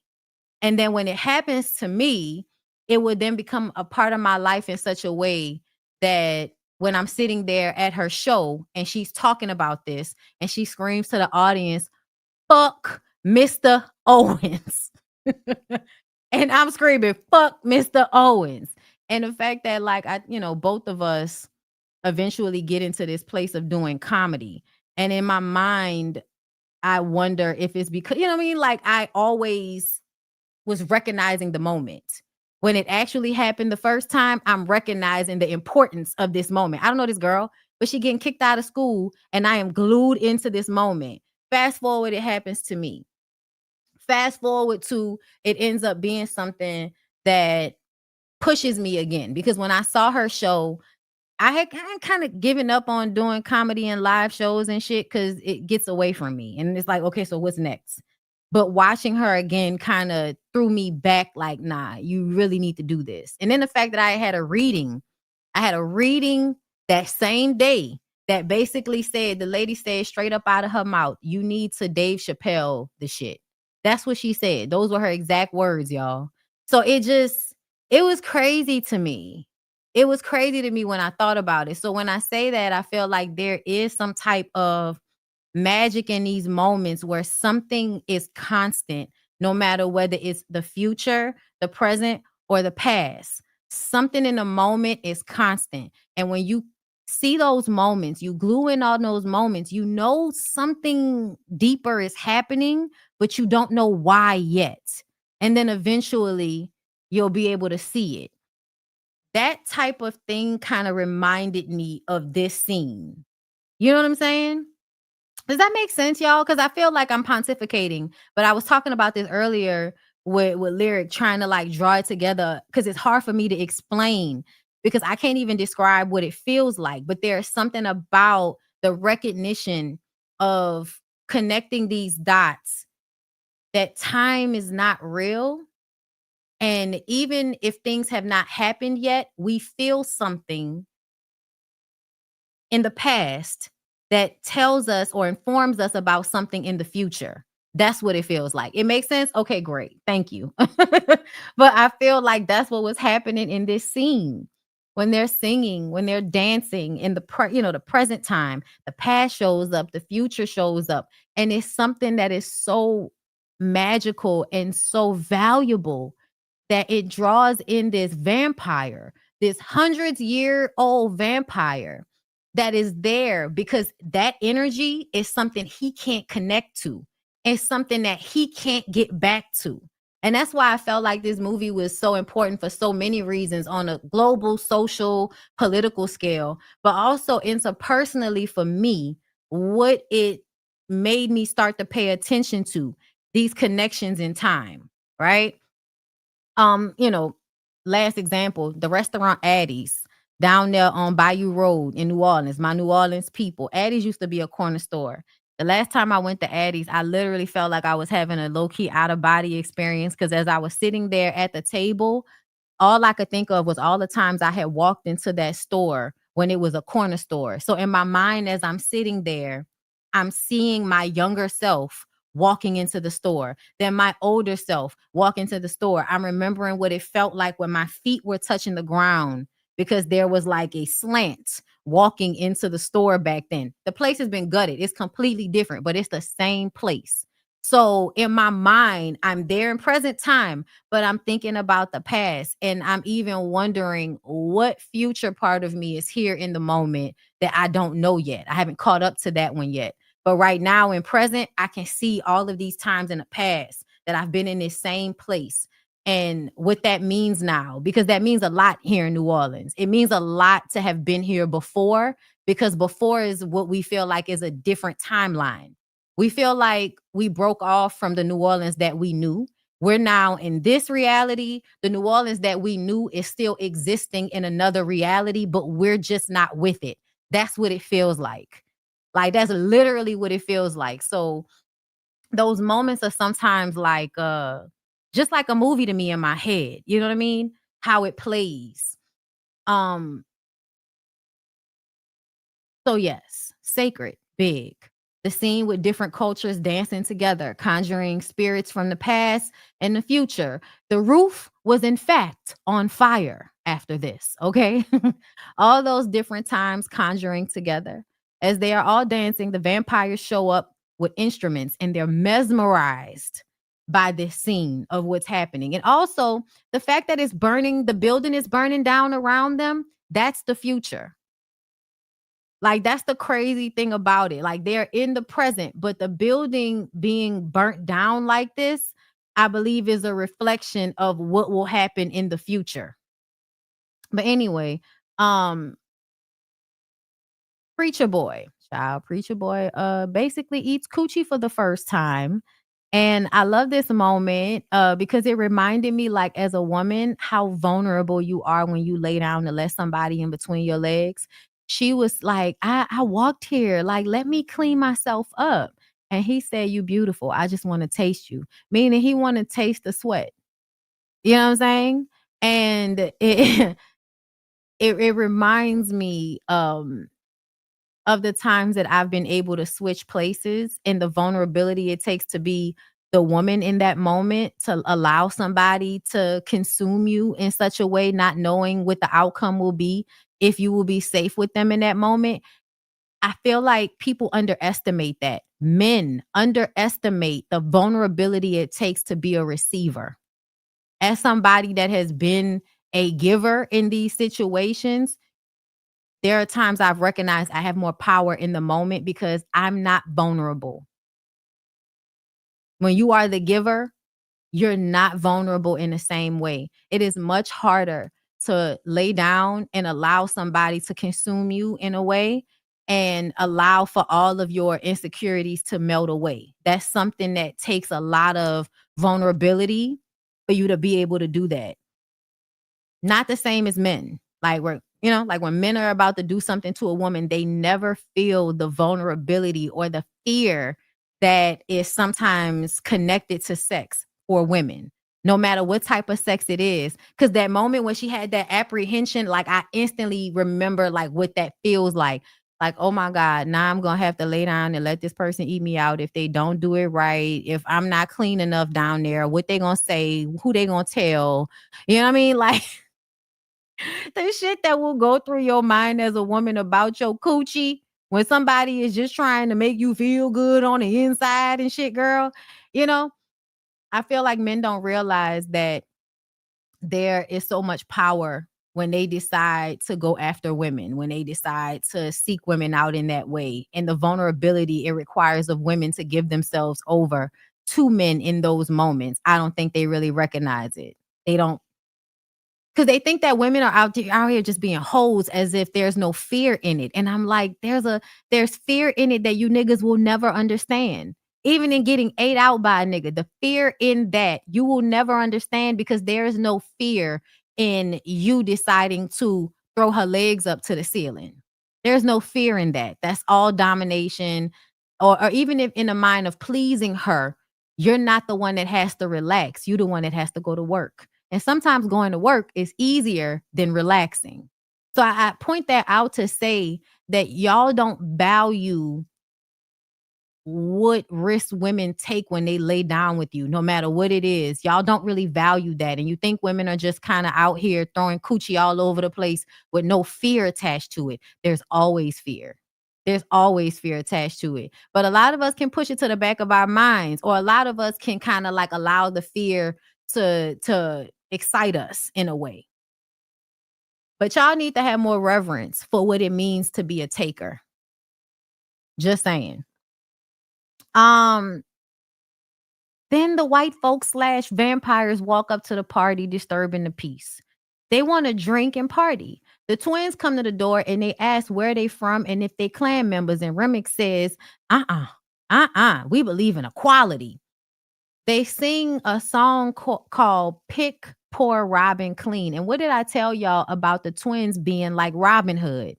So the fact that they come up singing a song that talks about eating a person, and it makes you think they're talking about a bird, right? Pick, pour, Robin, clean. Pick, pour, Robin, clean. I would have ate his body, but it wasn't it wasn't clean or something like that.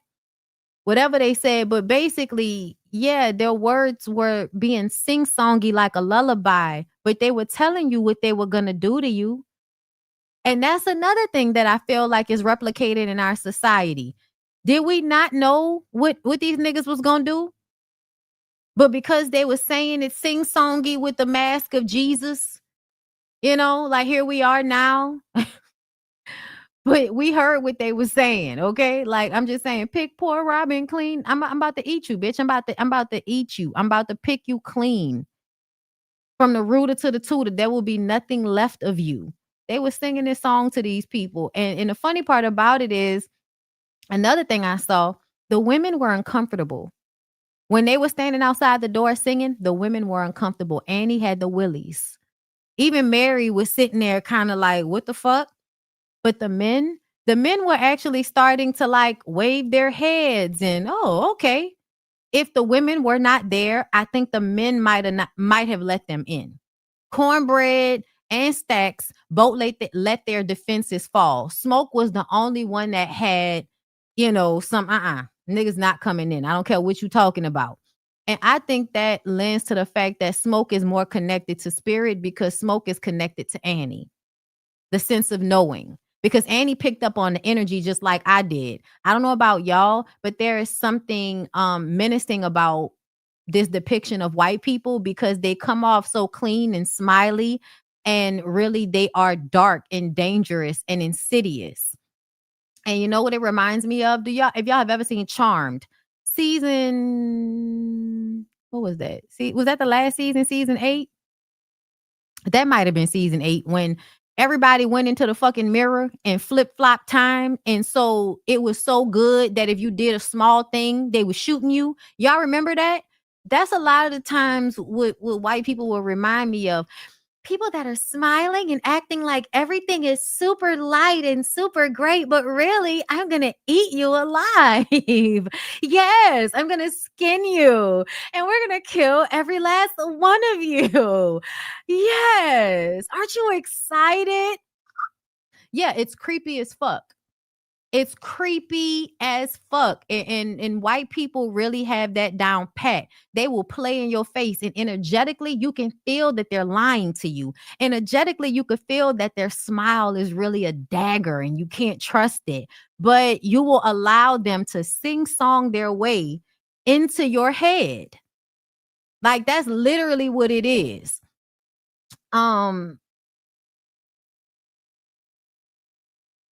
Smoke say they need to get their ass down the road where they got white people at. And once they realize, oh, you saying we ain't y'all kind. And then they try to make you feel bad when the truth of the matter is you are thinking about your own safety as to why you can't let these white people in. And y'all, this was another part that really was interesting to me. So it pissed Remick off when they bring reference to Mary. Mary's there because Mary's white. Annie says, well, she's family. That pissed Remick off, right? Because how dare y'all be able to have family amongst y'all in that way? It will be hard for me to manipulate that. Y'all saw the way he manipulated the racists earlier, right? But that pissed him off that they had a family connection that was there anyway, because he was using their whiteness as a way to other, right? It was easier for him to create this divisive energy. That's what I think. Even though he was pretending like, oh, I believe in equality. Really, I need for you to be separate from a white person. Because if y'all are together, y'all are stronger together than y'all are separate and hating each other. This is also true when you think about the way, because the white people hate the Choctaw, they got killed. Because y'all didn't listen to the Choctaw when they showed up. So y'all being cool, y'all being family, that means that it may not be as easy for me to get y'all. That's what I think that was. Annie says they give me the willies. They realized they forgot their trunk of weapons on a truck outside, which was stupid as fuck. They absolutely should have brought that shit inside with them. But Mary says they don't need it. It was only 3 of them because y'all think these regular fucking people, right? The thing that Smoke said about why he would not let them in, y'all, tell me if this don't sound familiar. You let them in, somebody step on their shoe or look at their lady for too long, and now it's not just a fight, it's something else. How many times, and this is what I was like, oh my God, Black people will sometimes think we doing something that's niggerish, but essentially it's something implanted by white people because they got all these Black people in here. And not once is anybody going to think I might get shot over stepping on somebody's shoe. But if a white person comes into that building and a Black person steps on their feet, now it's a fight that's going to turn into Black versus white. Now think about now, or not even now, but more so back in the day when I was growing up. Do what you do, but watch my shoes. You could get loose, but watch my shoes. The way people were willing to die about fucking shoes. In 1932, people don't even have shoes like that. It was a lot of people walking around in this movie that was barefoot in 1932. Let's not even talk about before they started making rubber, how the thing about grounding. That's why they say like it is good for you to ground sometimes and walk barefoot, because disconnecting you from the earth is putting rubber between your feet and the ground. Stops you from connecting to whatever electromagnetic fields that your body will pick up from your feet through the ground when you start wearing shoes, right? So in 1932, nobody gives a fuck about shoes like that in the Black community. White people do, though. White people will end up killing Black people behind shoes in 1932. Fast forward to the 90s. Let somebody step on a Black nigga shoes in a club. Now we all getting killed over G Nikes that came out in 2005 or some shit like that. Shoes that in 2 years will be crinkled and won't even fucking matter. I think it's interesting, like, to think about how capitalism ruins everything, because essentially that's what happened. People begin to care so much about inanimate objects because of capitalism and what the shoes represent. The shoes represent that I'm better than somebody else. And if somebody steps on these shoes that show that I'm better than somebody else, that means they're disrespecting me. So it can't just be an accident. Now it's an affront on my manhood, and I have to prove that you can't step on my shoes because these shoes matter more than your life because of capitalism. Isn't that interesting? I just think that's interesting, especially when you think about it now. I don't know if that still happens the way it used to, but do y'all remember how much people got killed over shoes between the 90s and the early 2000s? People were literally getting killed in malls regularly behind Jordans. I think they stopped doing that since they started doing it online and stuff like that. But the fact that it was a common occurrence to expect for Black people to kill each other over fucking shoes that will be in a landfill fucking up the environment in a couple of years is crazy. And the fact that the shoes are actually, they're good for your feet, but they're bad for your connection to the earth. I just think that, girl, I'm just saying, girl, they just all very interesting, girl. Now that's something that Black people do. It used to be something that white people did. Come to the juke joint, act a fool, start a fight. Now niggas is getting shot over some motherfucking shoes. Smoke talks to Sammy about being a musician and how he doesn't know any happy musicians. Sammy says that he feels like he's flying right now and he does not want to let that go. So after tonight, he's leaving. He's leaving the plantation. Smoke tells him that their daddy beat Stack real bad one day and he wanted them to run to the next plantation over. But Stack wanted them to go to Mount Bayou, which was a free township that was all Black owned. Sammy said it sounded like a crock, which should let you know how Black people live in close proximity when it comes to townships. But if they far enough away, you have no idea about what's happening, right? You think it's an improbability to have a Black-owned township, but it's happening, right? And from what I understand, Mount Bayou is still there in a real place, okay? I think somebody said something in the super chat. I'll get to it at the end. But he asked, why didn't they stay at Mount Bayou? And he says, because the mayor of Mount Bayou knew their daddy was evil, and said there's no way he didn't pass it on to his sons. And he tells him, this is last juke joint. Okay, so he better have a good time. And then Sammy is like, I'm not about to give this up. You might as well kill me now. Pull a gun on a nigga. But then, reholster the gun. But I want to talk about something from that scene for a second. So when that man said that the daddy was evil. So there's no way that evilness did not affect Stack and Smoke. And so they left the township. I know people might think that's fucked up, but I feel like that man was right, because I feel like the things that feed those two are dark things. That's why they wanted to open a juke joint, so that they could feed off of the energy of people partying and all of that shit.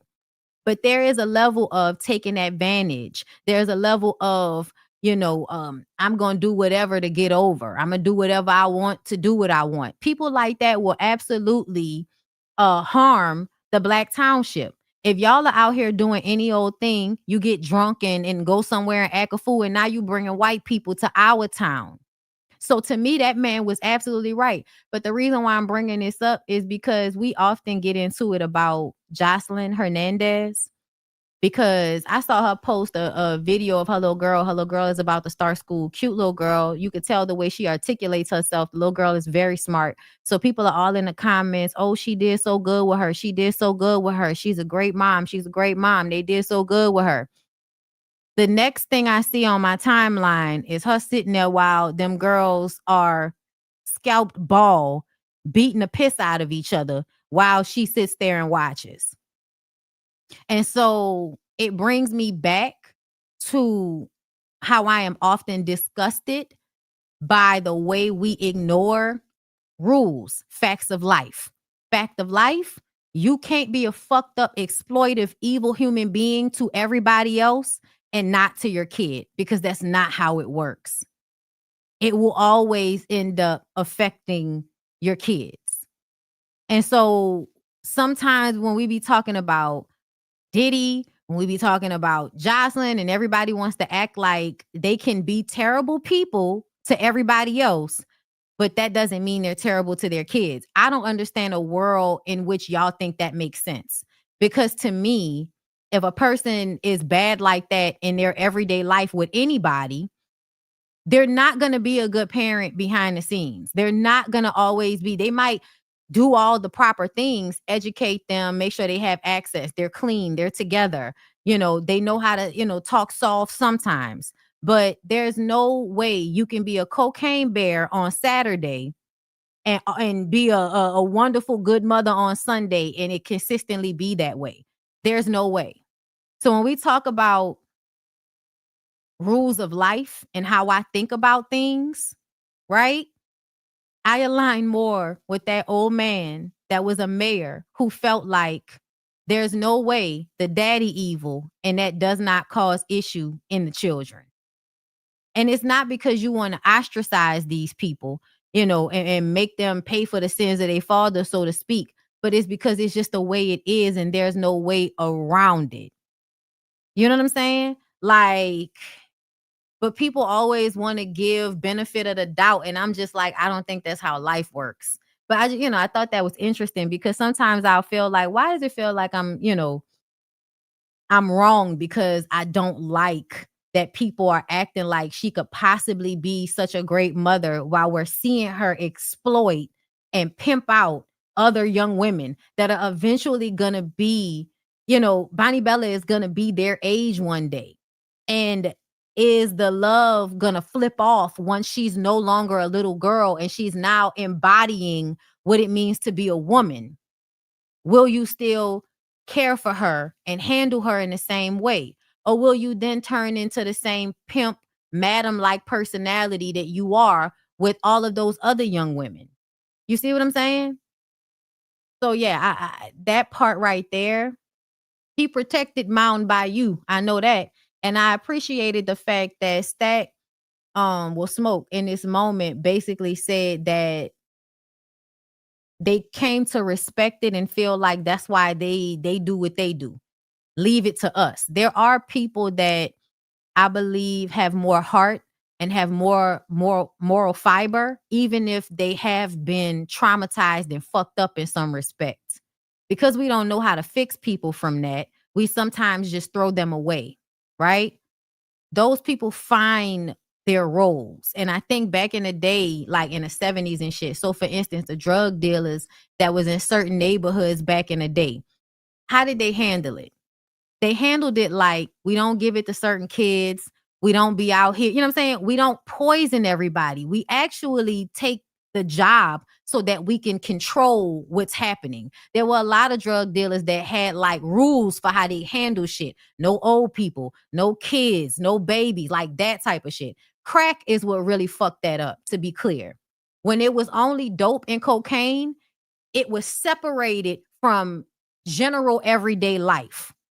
Right? Yes, if you live in the inner city, you're going to see people on drugs, but it's not the same thing as what happened when crack happened. When crack happened, it became everywhere that's a black inner city, there's an area that you could walk around and see people strung out on crack vials on the ground, like needles on the floor. You know what I'm saying? Like, it changed. And I feel like that drug really corrupted. And plus, this is like more capitalism by the time we get into the 80s. Capitalism is really really building up during this time. You get all your brand names that are really coming out big in the 80s, right? Your fast food restaurants, all of those types of things. Branding. But before that, 60s, 70s, we hadn't gotten to that place yet. So I believe before mass production that came in the 80s, there was more of a balance in, there are some men that know they need to be in the street because their parents fucked them up. They had evil parents. They may have more heart than their parents had. So they feel like, let us do this street shit because we can handle it better than other people can. We'll keep it under control. Because what you notice is that when there were no more OGs that were in control anymore, the young dudes lose their shit. The young dudes no longer have that rule book that they live by. That's how you get your YNs, right? Niggas in tight jeans with no moral compass whatsoever, okay? But at some point, it was a bunch of niggas that was like stacking smoke, right? Where we gonna do the shit, but we also gonna make sure everybody good. Take you back to that moment where he shot them people outside the store and then went inside the store and paid for them to get sewn up. Yes, not niggas have no code. Capitalism ruined the code. Capitalism ruins everything because people start to value money over everything. And when you think it's cool and it becomes trendy and brand, a branding tool to put money into everything in a way that the things that would keep shit a little bit more balanced, money completely took that away. Now niggas have no moral code whatsoever. That's why when I was like, why y'all surprised that these niggas is telling on each other? Like, that's obvious. They have no moral code. Once they have no moral code, they're not protecting each other no more either. Right? So that moment really stuck with me. At the same time as they having this conversation, Mary is having a conversation with Stack, and she has figured out that with the Irish beer and the Italian wine, that they robbed the Italians and the Irish and made them think it was the other. And I thought that was extremely smart. But I also felt like, eventually if they figure it out, they're going to come for you. And then you're going to have the Irish and the Italians coming for you. And another thing that I thought was so interesting is how much times have changed, because I wouldn't have thought that when Annie and Mary both say to Stack and Smoke independently that they already know what these niggas have done to get the money to buy the meal. Like, they already figured it out. It's letting you know these women have a certain smarts about them. I wouldn't have guessed that. You know why I wouldn't have guessed that? Because I don't live in a time that just because something is an Irish beer, that means you stole it directly from a gang of Irish people. You stole wine. That don't mean nowadays that you stole it directly from the Italian people. So it just goes to show, even in whiteness, when the Irish and the Italians decide to sell themselves out for whiteness in one way or another, they are also stripping themselves of their ancestry. I think that's interesting when you think about it, because we think we the only ones that things have been stolen from us. But no, like, there are, of course, there are companies that are, from some white family that's been able to exploit and stay on top, of course. But what you see more often than not is these things are stolen from those people too, and then sold by somebody else under whiteness, right? Because now I don't know who makes any of these fucking beers. You could tell me that it's an Irish beer, but we know that don't mean that I'm about to steal it from an Irish person. So I think that the way we have created all of this middleman shit, it is crazy to me when you think about it. Like the different times. So anyway, move on. Sorry, y'all. There's just a lot of things that fascinated me when you think about the difference in how shit worked back then versus how shit works now. Um, so she goes outside to see with them white people how much money they got. And I'm like, why? What difference does it make how much money they got? Smoke said he not letting them in. But either way, she go out there and they singing a lullaby. Will you go, lassie, go? And I can't tell y'all how that connection between Lassie and white people, because it's like unassuming, right? Lassie is, your fluffy white dog that feels safe to everybody. But the truth of the matter is, wasn't Cujo what type of dog was Cujo? No. I don't know if that was them same type of dog. But y'all know the type of dog that Lassie was? Yeah. It's like it's like a not a caricature, but a what's it called in sports, y'all?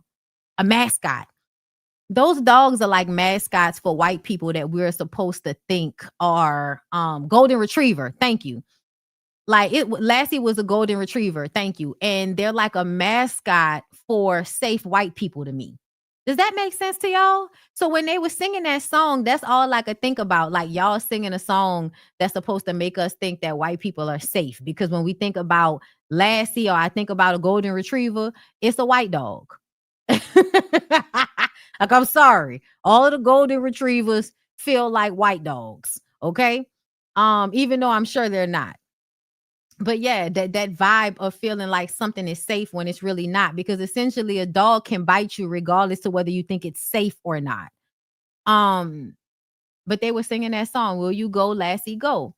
She wanted to see if they was good people and then if they had any money to spend. And they show her them gold coins. And she like, what type of money is this? And he was like, money from a different time and a different place, but it still spends nowadays because gold spends no matter what time you're in. Okay. He says that she can have it, but it won't do her any good because she's in a deep pain. And she automatically thinks that it's because her mama passed away. I'm not sure if the deep pain was because her mom died. I don't know. But whenever she brings her mom up, to me, she brings her mom up in a way that seems disassociated. I'm using it. I want you to think that I love my mom and I'm feeling all of this loss because of my mom. But the truth is, I feel more pain over the fact that I can't be with this man than I do over the fact that my mama is dying. And that's probably what the real pain is. You can't be with that black man because you white. That's your deep pain. And then when he turns you into a vampire, y'all could be together because nobody can really overpower or kill y'all. So then y'all could be together. So when he said that he could save her, that's what he meant. If I turn y'all, y'all can be together, because that's where her deep pain comes from. The only tear we saw her drop was when that nigga told her he loved her, but he couldn't be with her because it wasn't safe for neither one of them. That's her real pain, not her mama. But in true white woman fashion, you will use your tears to manipulate people. But she says she don't need no saving, and he says yes, she does. And he bares his teeth in that big old thing of drool that look like when my dog drooling, child, just hanging off the side of his mouth. I'm like, ugh. She pulls her gun and says she's going inside. Still had them gold coins in her hand. Okay, because a bitch is smart. So she turned to walk away, and we don't see her get bit, but we see Remick lift up off the ground like he's about to like pounce on top of her, and of course turn her into a goddamn vampire. So she comes to the door. Cornbread, you ain't gonna let me in? Oh, I'm sorry. I didn't even know that you went outside. Come on in. So now you done invited the fucking vampire in. And the first rule of vampireism is they have to be invited in, and you don't invite them in. Okay. So again, rules of 90s and early 2000s horror movies. Okay. You gotta you gotta give permission for the vampires to come in. Delta Slim watches the door when Cornbread goes outside to pee. And I'm like, this is why niggas need bathrooms inside right now. Because as soon as you go outside to pee, now you a fucking vampire. Okay, disconnected from the ancestors because you needed to relieve your bladder. It's fucked up. One of the guys starts tripping because there's always one nigga that gets too drunk and wants to start fighting everybody. So he pulled out a knife. So I think it was Stack. No, Smoke. Smoke had to, subdue the guy, but he goes to get Stack because they always handle shit together. But Mary and Stack are in the room fucking when Sammy goes to get him. When he goes back, he like, hey man, he in there fucking. And Smoke, I don't give a fuck about that. So he go to the door, hey nigga, get your ass up, get decent. I need you. And then he see that they not fucking no more. Now Mary is eating a chunk out of Stack's neck and he's bleeding out on the floor. And she jumps up. And so Smoke just start busting. Pop, pop, pop. Shot her a few times. The bitch did not die. She got up off the floor and was smiling and said, oh, we're going to kill every one of you. And what did I say about them fucking smiles? Deceiving, evil ass smiles. Be wary of people that smile too fucking hard. Okay? Annie asked, what did she say? Once everything calmed down, Annie was like, what did she say? And this is when Sammy said, she said, we gonna kill you. And she said, we. And this is when Annie starts to put it together in her mind, what the fuck is going on here? At first, she thought it was the Haints. Haints are basically in hoodoo, lore, is when a demon exchanges spirits with a body, with a human body. Demon go into the body and the person's soul goes somewhere else. Okay. But in this situation with vampirism is not the same because the soul gets trapped inside the body with the demon. So it becomes half demon, half human. So it's trapped in the body, never to rejoin the ancestors. Another thing I think that disconnects us from our ancestors is us believing in Christianity to the point that we demonize our ancestors. There was a girl on TikTok talking about how she feel like things are actually starting to shift and things are bubbling up now and things are about to shift and change for the better, even though we don't realize it yet. But things are about to start changing for the better. But we have to go through the bad part before we get to the good part. But she said that it's happening because our ancestors are working on our behalf in spirit. We didn't believe in our ancestors like that in the 80s and the 90s and shit. 70s, 80s, 90s, y'all separated us from that shit. Nowadays, ever since the 2000s, over time, people are more and more searching out African spirituality or just something that feels more honest and innate to who we are. Right? Because a lot of Christianity is rooted in white supremacy. How the fuck my spiritual practice basically is a symbol for hatred of myself. That's why I say it's so important to deconstruct your religion, because it has literally been taught to you to make you hate yourself, whether you believe it or not, whether you understand it or not. That's why you have to deconstruct it yourself. You have to seek out the knowledge of your spiritual practice for yourself. You cannot trust what your parents gave you because they're your parents. You know why? Because your parents were the children of fucking slaves. Okay? However far you want to go back. I'm from Louisiana. We're not that far off the New Roads plantation that my daddy is from. Okay? We not that far off from any of that shit. So you have to, Black people, you have to investigate your spiritual practice because of who gave it to you. If for nothing else, you have to investigate it because of who gave it to you. And I don't care about what y'all talk about. Oh, the Ethiopians had Christianity. That's not the version that they gave your ass. The Ethiopian version that they had, yeah, that's not the version that the white people gave your family in slavery. Okay, so I need for you to investigate it. Don't just go along with it because you recite words and you don't know the power of reciting words. And you believe in things and you pray into things and you admonish and demonize other things and you have no real understanding of what you're doing. Demonizing your ancestors, you have no idea how you are harming yourself when you do that.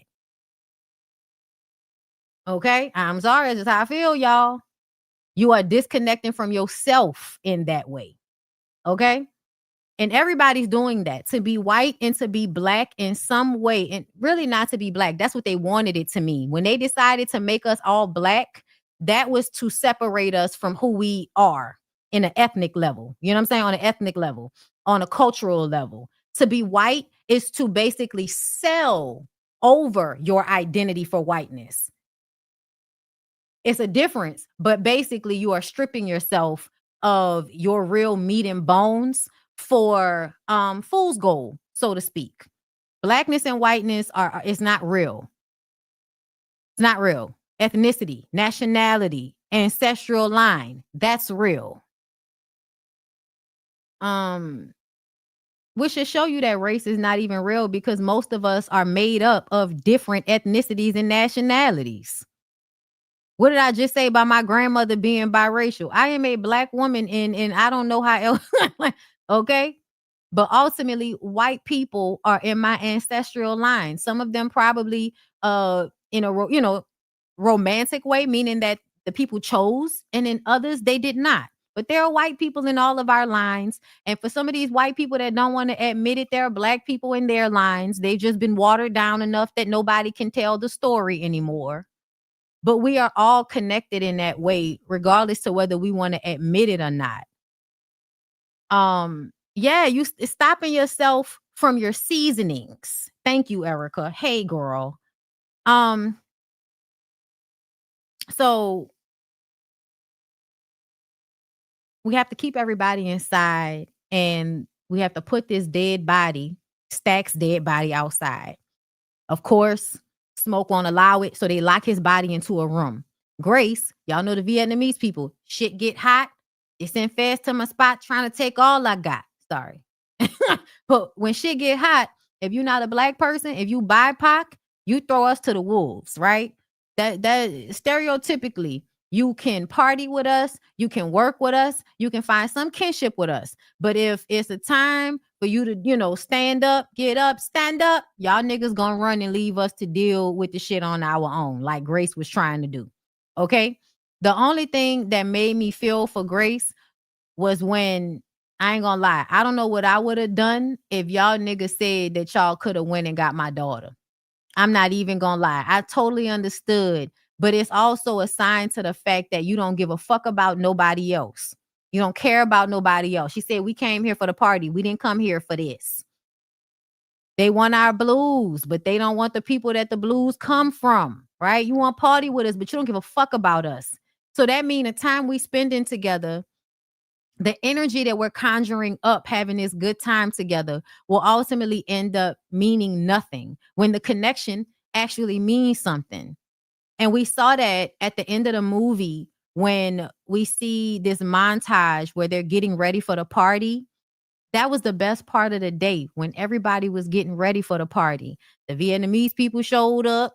Annie was back there frying fish and giving something to Bo, and everybody is literally acting and moving like one, like family. Like there is no difference between them, even though they're different, nationalities, ethnicities, whatever. Okay. That moment meant so much. But when it got tough and now everything's scary, the BIPOC people gonna run and leave us to deal with the shit on our own. That happens a lot. Okay. But I also understood why Grace felt the way that she did. And I told y'all about how I felt like the only reason that Annie was able to make a different decision so clearly is because her child was already on the other side. Grace's child still walking around, and her thinking about that little girl having whatever happened to her. Happened to the daddy, happened to her. Yeah, I totally get why she felt like, fuck it. Because y'all ain't about to get my kid. I get that. But at the same time, it could have been done in a smarter way. And because she was willing to throw caution to the wind, is because she didn't give a fuck about them. So once she didn't care about herself anymore, she damn sure wasn't going to give a fuck about these people that were actually trying to protect her. But Grace, at the time, Grace tells Bo that it's time to go. So he go to get the car. So y'all know as soon as he go outside to get the car, he get bit.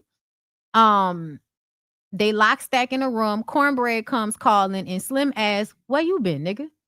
He says, what you mean? I went to go see a man about a dog. Y'all, that's one of my favorite sayings. My mama say that all the time. Okay, he realized he had to take a shit too. Smoke walks up and Cornbread asks, well, what happened to you? And they tell him that Stack is dead. And he says, well, let me in so I can help you. And Annie said, well, hold up, nigga. Why you can't just walk your big ass in here? Since when you need permission to come in here? Because Annie is smart. Annie recognizes what the fuck is going on in here. What does Cornbread do? Cornbread start kissing ass. That's why I don't like when people start kissing ass. It's very nefarious. Now you being all, sweet, talking about this man gave me a job and he needs comforting right now. But instead, you filling his head up with that Louisiana Bayou bullshit. He asked for his pay if they not gonna let him in. And when Smoke goes to give him the money, he takes his arm and pulls it like he about to take a chunk out that nigga arm. But then, of course, Annie saves him. Well, actually, he shoots him. He shoot him in the face, and you thinking that Cornbread gonna be down, but no, Cornbread with a hole in his face, recalibrates, gets himself together, and tries to come back at Smoke another time. But this is when Annie pulls him inside. Annie was, constantly saving the day out this motherfucker. Okay. Then Stack starts tapping on the door. They thought he was dead. Well, no, the nigga's very much alive. And then he puts a knife through the door. He says that he's doing much better now. And Annie tells Smoke, that's not your brother. It's not your brother, man. Stack says that he gonna let that witch get between them again. And y'all, there is something about the image or the narration, child, whatever the fuck you want to call it. But there is a feeling that women that actually know better, women that actually mean well, they know better, they mean well, and they will tell men, hey, you need to watch out for this, or you need to be thinking about that. Other men will try to bully a man into not believing or not trusting the word of the woman so that he can take advantage of the man. But they will make it seem like the same thing like the white people do. You a man, so you supposed to, be on my side. You a man, so you supposed to hear me out, right? Fuck the bitches. Even when Cornbread starts to talk to Smoke and she says, don't talk to him. Talk to me.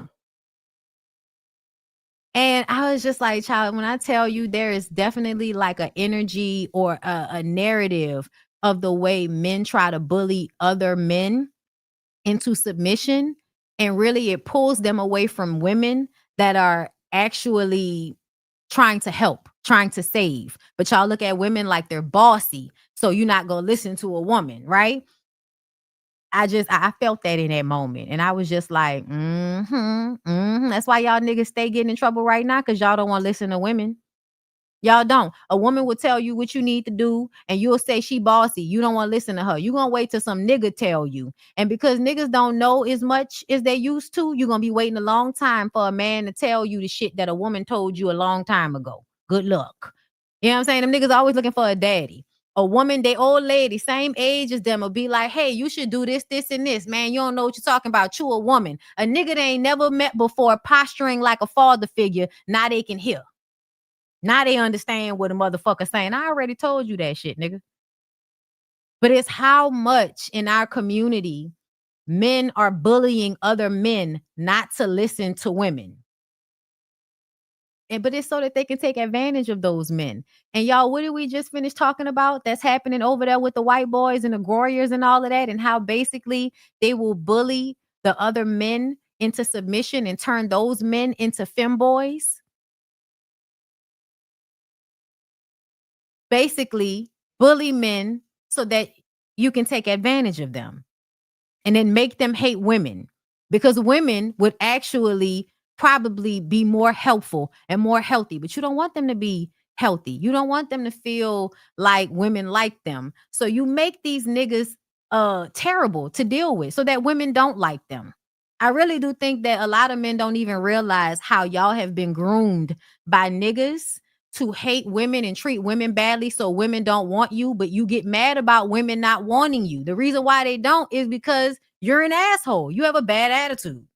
The way they always talking about black women, a lot of you niggas have terrible attitudes. I don't know who y'all be talking to. I don't know why y'all are always on edge. I don't know why every time a woman tell y'all something, y'all think she trying to be y'all fucking boss.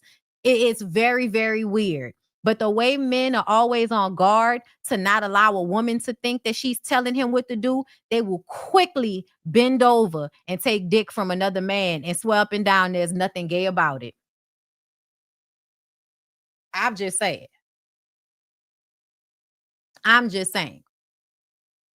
So Stack busts down the door and Annie throws garlic water in his face. We didn't know what it was at first. I said, bitch, how y'all got holy water in the juke joint? How you get holy water in the juke joint, bitch? Anyway, it was garlic water. Then we realized we're dealing with vampires and not haints. So we got to wait until the sunrise. Now, this was another scene, y'all, that was like quintessential horror movie, 90s, early 2000s.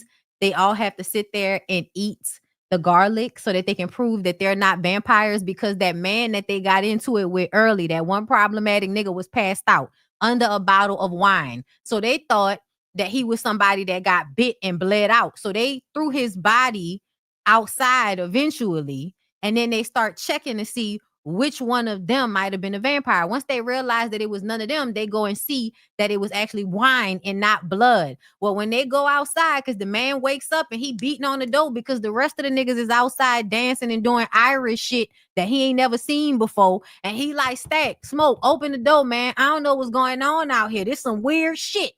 Right when Smoke opens the door, here come Cornbread. Tackle the piss out that man. This how you know Cornbread used to play a football player, a defensive lineman, and all of the shit that he's played in previously, because this was absolutely a football move. Okay? He tackles the nigga and eats him alive. Okay? It was very, very fucked up. And then here come Bo. Bo coming, so that Bo and Remick. First, Bo is like, come on, honey, let's go. But it's like, hey, this nigga's getting his neck ate right here on the ground. Why you acting like that's not happening? Disassociating. That's a clear sign that something is wrong. How many times do we see motherfuckers dissociating? We could talk about the very first, scene. What I told y'all about Uncle Jed disassociating and not even tapping out of his performance to see that his son has blood all over him. They disassociate. They don't respond to what's happening in front of them. They act like it's not happening. That's a sign that something's wrong, y'all. We should respond when we see fucked up shit happening. Okay? That reminds me in London. Y'all know how they be having the police just standing there and they not supposed to react to nothing? That's fucking weird. You're a human. You're a human. You're supposed to respond to shit. Okay? But, Bo was talking to Grace like a nigga wasn't dying on the floor right next to him. And then Remick walk up.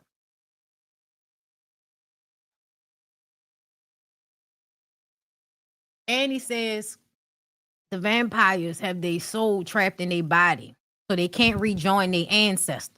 They forced to stay down here with all of this hate. Makes you think about the way white people low-key choose hate. Because racism, MAGA, all of that is in fact choosing hate. You don't have to live like that, but you want to. You're choosing hate. You stuck down here in all of this hate. It's so sad, child. It's so sad. That's why I feel like everybody think that death is something we should be sorry about. I don't necessarily feel like that. I feel like death is the great equalizer. Sometimes death is peace. Sometimes death can be freedom. Okay? That's why you can't always look at it like a bad thing and feel like just because somebody died, that means we supposed to be sad about the death, because sometimes death brings life. Okay? Okay? Death reveals. Anyway, I'm sorry. Where was I in my notes? Annie tells them about the vampires. They're forced to stay down here with all this hate. She tells Smoke he has to free her if she gets bitten.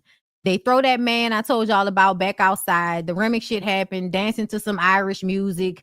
They all eat the garlic. Oh yeah. Pearline didn't want to eat the garlic. Sammy tries to defend her so she doesn't have to eat it because he like her. Like, nigga, stop being stupid. I know you like her, but she need to do this. Think logically, okay? Smoke pops him in the mouth with the with the butt of the gun, the handle of the gun. And she says that he's an evil man. Just like that mayor said he was. They figure out that it wasn't blood, it was wine on the floor. So y'all about all of this. Bo walks up, tells Grace, come on. Remick says he's their way out this world. That's what I wanted to get to. Because you got to pay attention to the shit these niggas be saying. Because that's what a deep meat is in this shit, right? So Remick says he's their way out this world. He's their way out. This world left them for dead. Okay, like Mama D and Scrappy. This world left them for dead. This world won't let them build or fellowship. But they can be together forever if they decide to join Remick. Remick says that he knows everything Bo knows now, and to let them in, or they will go to the store and pay Lil Lisa a visit. And then he starts speaking her language and tells her he even knows how she likes to be licked. Yeah, you always gotta sexually harass somebody, right? Like, no matter what, the woman is in the room, you gotta say that you're gonna lick her or you're gonna put a peck of wood in her mouth. Just always gotta be something sexual with the woman. Remick says he wants Sammy because his music can bring his ancestors to him since he can no longer reach them. And I'm like, nigga, why not? Like, what's wrong with you? As a vampire, I would have went to see the sun a long time ago if you hated your existence that much. But I guess that's the part of being a vampire. Like, you don't want to die? I don't know, girl. I would listen. There was a vampire one time on one of them Blade movies where, he was like, just sit with me. Like, I'm ready to go. I've been here too long. I don't want to be here no more. I'm ready to go.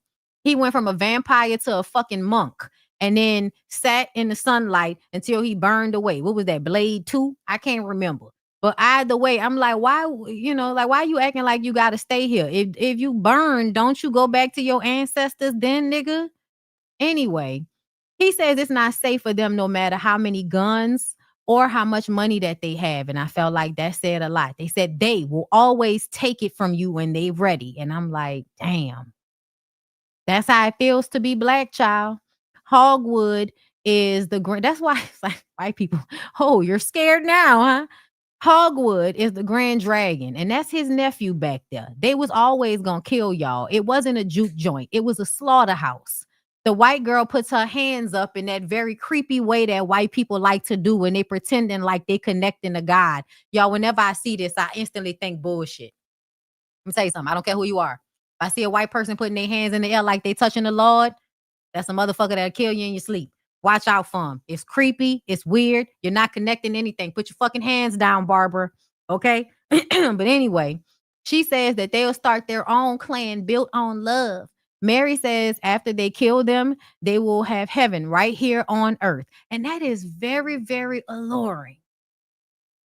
That's very alluring to black people that have been taught by way of that Bible that their heaven is in the afterlife so that they serve to these white people's heaven right here on earth in real time.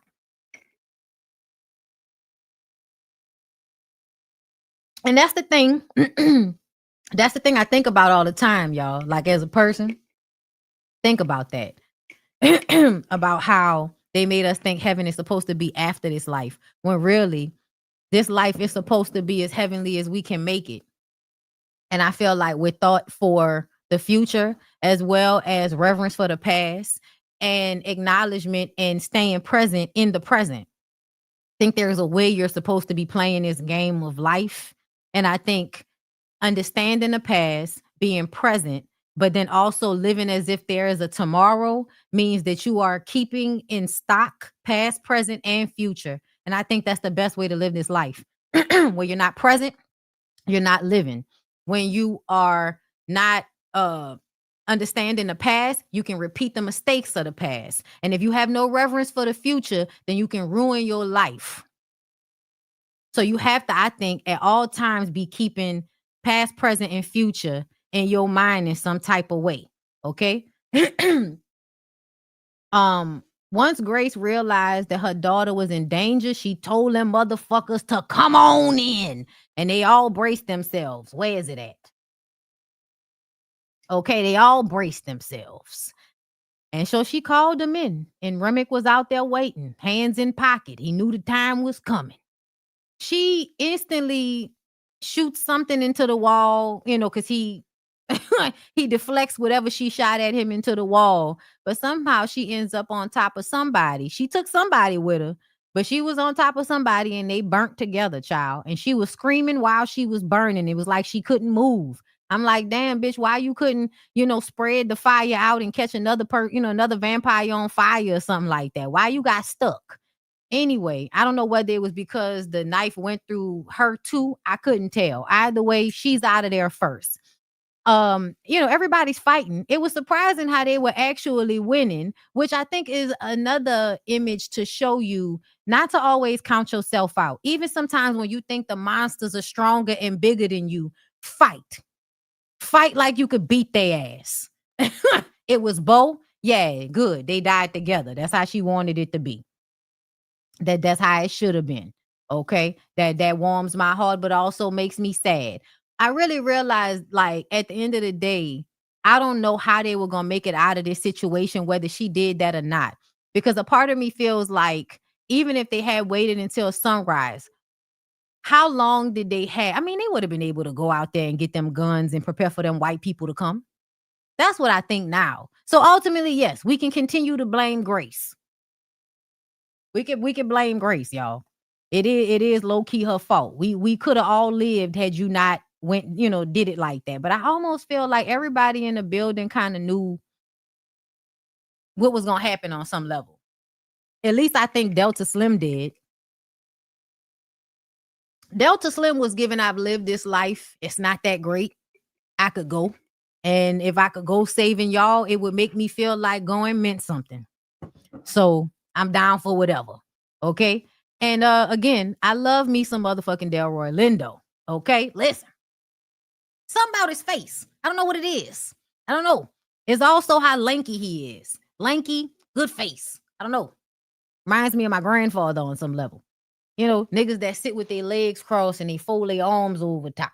Okay, pretty hands now, everything. Remick and Stack attack Sammy, Perline, and Smoke because ultimately they end up being the only ones left because Delta Slim sacrificed himself. So a whole bunch of the vampires just started drinking from him. And after that, I'm sure they were fucking drunk. So there's that. Stack tells Smoke that it was stupid to kill Annie because Annie ended up getting killed in the melee. And he went over to her and stabbed her in the heart like she asked him to do. And the vampires were upset about that because they really wanted her connection to spirit. But I'm like, when you become a vampire, you lose your connection to your ancestors. So I don't know what she thought they were going to be able to give, but I guess her knowledge of root work would have still done something for them. And who the fuck needs for vampires to have the knowledge of root work on top? Like, nobody needs for y'all to have all of that. There needs to be some separation, God damn it. Okay? Y'all do y'all over there, and we do us over here. And you don't need to know what we know. Okay? So Perline ends up getting bit. She actually low-key sacrificed herself because Remick attacks Sammy. She stabbed Remick in the back. He turns around, bites her. I don't know what the fuck Sammy was doing at that time, but there was nothing that could be done. And then Smoke shot him in the face. So he ran off because the bullets were at least, get the niggas to run away. Kind of like when you stump on the ground near a roach. They'll run away for a minute, but they'll be back. So keep that in mind. So, of course, now Perline is dying, and it's so sad because the blood is just like, you could tell every time somebody gets shot or bit, a carotid artery is what was hit because the blood is just like very, very old school horror movie type shit. I do appreciate y'all for that. Okay. Then Sammy runs, but Remick gets to him in the water because Remick can fucking fly. It's just an unfair advantage. He tells him that he wants his stories. I want your stories. And then he's baptizing him as he's doing it, which also, again, with the grotesque appropriation. Okay, grotesque appropriation. He is dumping him in the water and preparing to kill the nigga and telling him how he wants his music, he wants his memories, he wants his stories. Nigga, I want your soul. Okay? That's basically what he tells him. And right before he bites him, he starts praying, Our Father who art in heaven. And I'm sorry, Christian people, but when I was, in the theaters watching this, I was laughing to myself because I know y'all thought y'all white Jesus was going to save somebody with this Our Father prayer. And then the nigga starts saying the Our Father prayer and shit got so much more real and so much more deeper. The story he says, long ago, the man that stole my father's land forced those words upon us. And I hated those men, but the words still give me comfort. Those men lied to themselves and they lied to us. They told us lies of a good God up above and a devil down below, and lies of a dominion over man and earth, meaning that you do not have dominion over any of this shit the way you think you do. And you're ruining it by thinking that. Okay? It doesn't belong to you, and we don't belong to each other. We are the same, but we don't belong to each other. And like, you can never really own anything. Like, I think that's really what that's about at the end of the day. Like, as much as we try, you die. That's why I say death is the great equalizer, and that's something I always feel bad about, because essentially I feel like y'all take so much in this life and you can't take it with you. And I feel like that's exactly how it should be. I don't think you should be able to take this shit with you. I don't. Like, how dare you think that you can steal and take and you would be able to die and then take this shit with you? I actually think that it matters if you're a good or bad person. I know that we haven't figured that out exactly just yet, but I do believe that the culmination of our life, at the end of it, there will be some type of repercussions for it. I'm not sure what the repercussions are, but the things that some people have done in this world, I just don't feel like you escape that. Even if it's in the next life that you have to deal with it, I feel like you're going to have to deal with it. There are no ifs, ands, or buts about it, no matter what we think. Okay? Because I know we think they got, rich white people and oligarchs getting away with all of this shit all over the place. And I just kind of feel like, no, I think that's a part of the lie that they tell us. No, I think that we just don't know sometimes how these things come out in the wash, if you will. Okay. But he says we are earth. We are both beast and God. We are woman and man. We are connected to everything. And I feel like I get why people are so scared of this, because it feels like their boxes protect them. Even the man woman thing, even the feeling like I need to say whether I'm, a natural woman or a trans woman. I used to understand that feeling and why women would do that. And now I feel like I don't give a fuck what you think. I ain't gonna show you my pussy to prove it. Okay? So it doesn't matter. It doesn't really matter. It doesn't. Like, in the grand scheme of things, like, no, it doesn't. And I think that we have grown to be so different, so we can't see the similarities. Us not seeing the similarities means we dehumanize each other. We separate ourselves from one another. So because you believe in a hierarchy, you turn off your empathy for the thing that is below you in the hierarchy. Parents do it to their children. Women and men deal with this. Men turn off their empathy to women. White people turn off their empathy to black people. Everywhere in the hierarchy, if you are above someone, you become a monster, or or you dehumanize the people that are beneath you by the way you live up to the hierarchy. You treat children bad just because they're children and you're an adult, right? You're big. I mean, I'm big, you're little. I'm right, you're wrong, and there's nothing you could do about it. All of that, abusive parenting shit. That's why, that's one of the things when we talk about y'all believe in hierarchies and people are like, what you mean? Of course. I'm like, yeah, you haven't read enough about this shit. You really just have your anger and your initial upsetness from somebody telling you something that doesn't jive with what you know to be true. But the more you understand about life I think the better you will get that we should allow ourselves to be who we are. We should allow ourselves to be different, but we should accept that we are all different. And we should see the humanity in each other regardless of how we are different. We're doing that wrong. We only see the humanity in people that look like us. And I feel like that's where we're fucking up, because we are all one, meaning that even though we are not white people and white people are not us, we are tied together. What happens to us, if they don't believe it or not, when we live bad, eventually they live bad.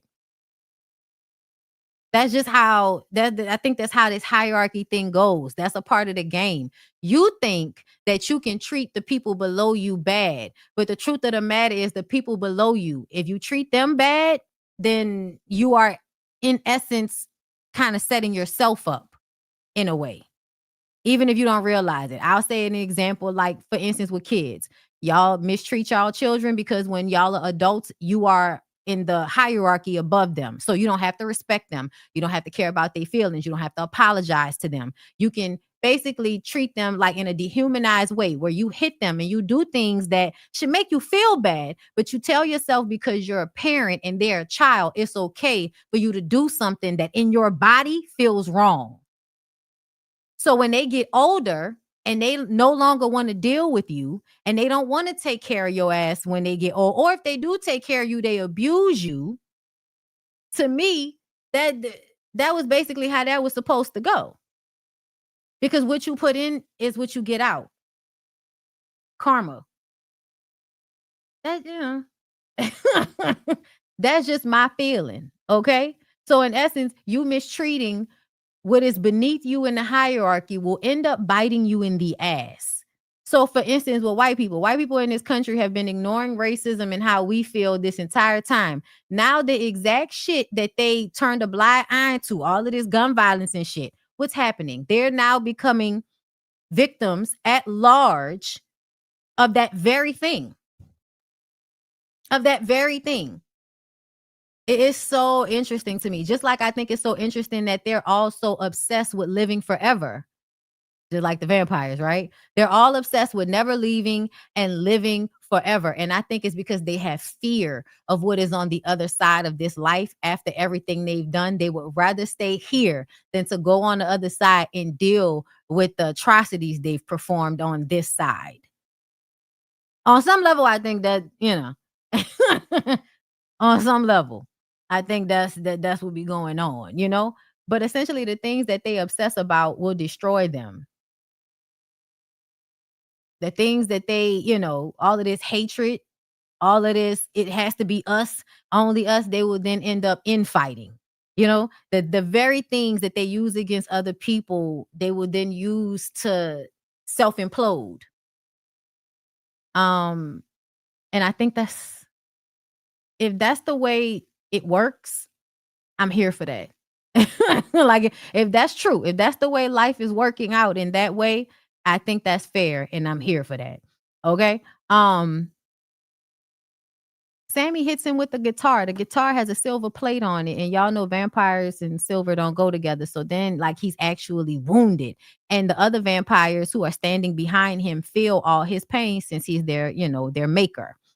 Stack tries to bite Smoke, but he has a silver necklace on him that repels Stack. And right before he bites him, Smoke stabs him and Remick. Right before Remick bites Sammy, okay, because he keeps about to be getting bit and something happens, right? The first time in the water, he hits him with the guitar. The second time, here comes Smoke. Smoke stabs him from behind. And y'all, I don't know if y'all peeped this, but there was a moment where it seemed like if Remick wanted to get away, he could have got away. I don't know why. He looked down at the stake in his chest, and then he looked up at the sun, and then he put his head back, and he just kind of let the fire take him over. But it felt like it was a choice. It felt like there was some resign in it. It wasn't like, oh, I'm going to try to hurry up and get out of this. It felt like oh, well, I guess I'll just let it happen now. I'll just let go now. Like, yeah, freedom to finally like let go of it all. And after that, Smoke tells Sammy he needs to bury that guitar and, basically telling him he need to let the music thing go. And he says, but it was Charlie Patton's. And Smoke tells him, man, Stack lied. That's our daddy's guitar. And that made me think about the daddy. And we kept hearing in passing about how the daddy was abusive. I wonder, and especially because the daddies were brothers. Uncle Jed and Stack and Smoke's daddy were brothers. So I'm wondering if they daddy was a preacher, because one becomes a preacher, Uncle Jed, but Smoke and Stack's daddy goes and what? Holds up with a white passing woman or some shit like that. Beats on his kids. He's an alcoholic. You know what I'm saying? And to me, when people beat on their kids, a lot of the times it's not just their own trauma that they've been through. They're also angry about where their life is. And so it makes them disgruntled. It makes them easy to anger and easy to respond in abusive ways, right? So it made me feel, and this is just my, my thoughts, but it made me feel like because the daddy couldn't be a musician like he wanted to, he abused those children. And then those children then give that same guitar that he never was able to really use to Sammy. And Sammy is able to actually do with it what their daddy wanted to do but couldn't do. I think that was very, very interesting how a tool, something that was used by their daddy, you know what I'm saying? That was an evil man, they say, was basically used to save this man over and over and over again. And I think that's the connection to your ancestors too. Like the connection to the fact that, yes, everybody is not good and everybody's not perfect, but they are still connected to you. And the things that they do still affect you. The daddy buying that guitar and keeping that guitar directly affected Sammy and how he was able to save himself from Remick and save himself from living a life that he wouldn't have been happy with. Because if he wouldn't have been happy, he would have did like everybody else did. You either would have went the church route, which you probably wouldn't have. You would have drank yourself to death like the rest of the men did. So, yeah.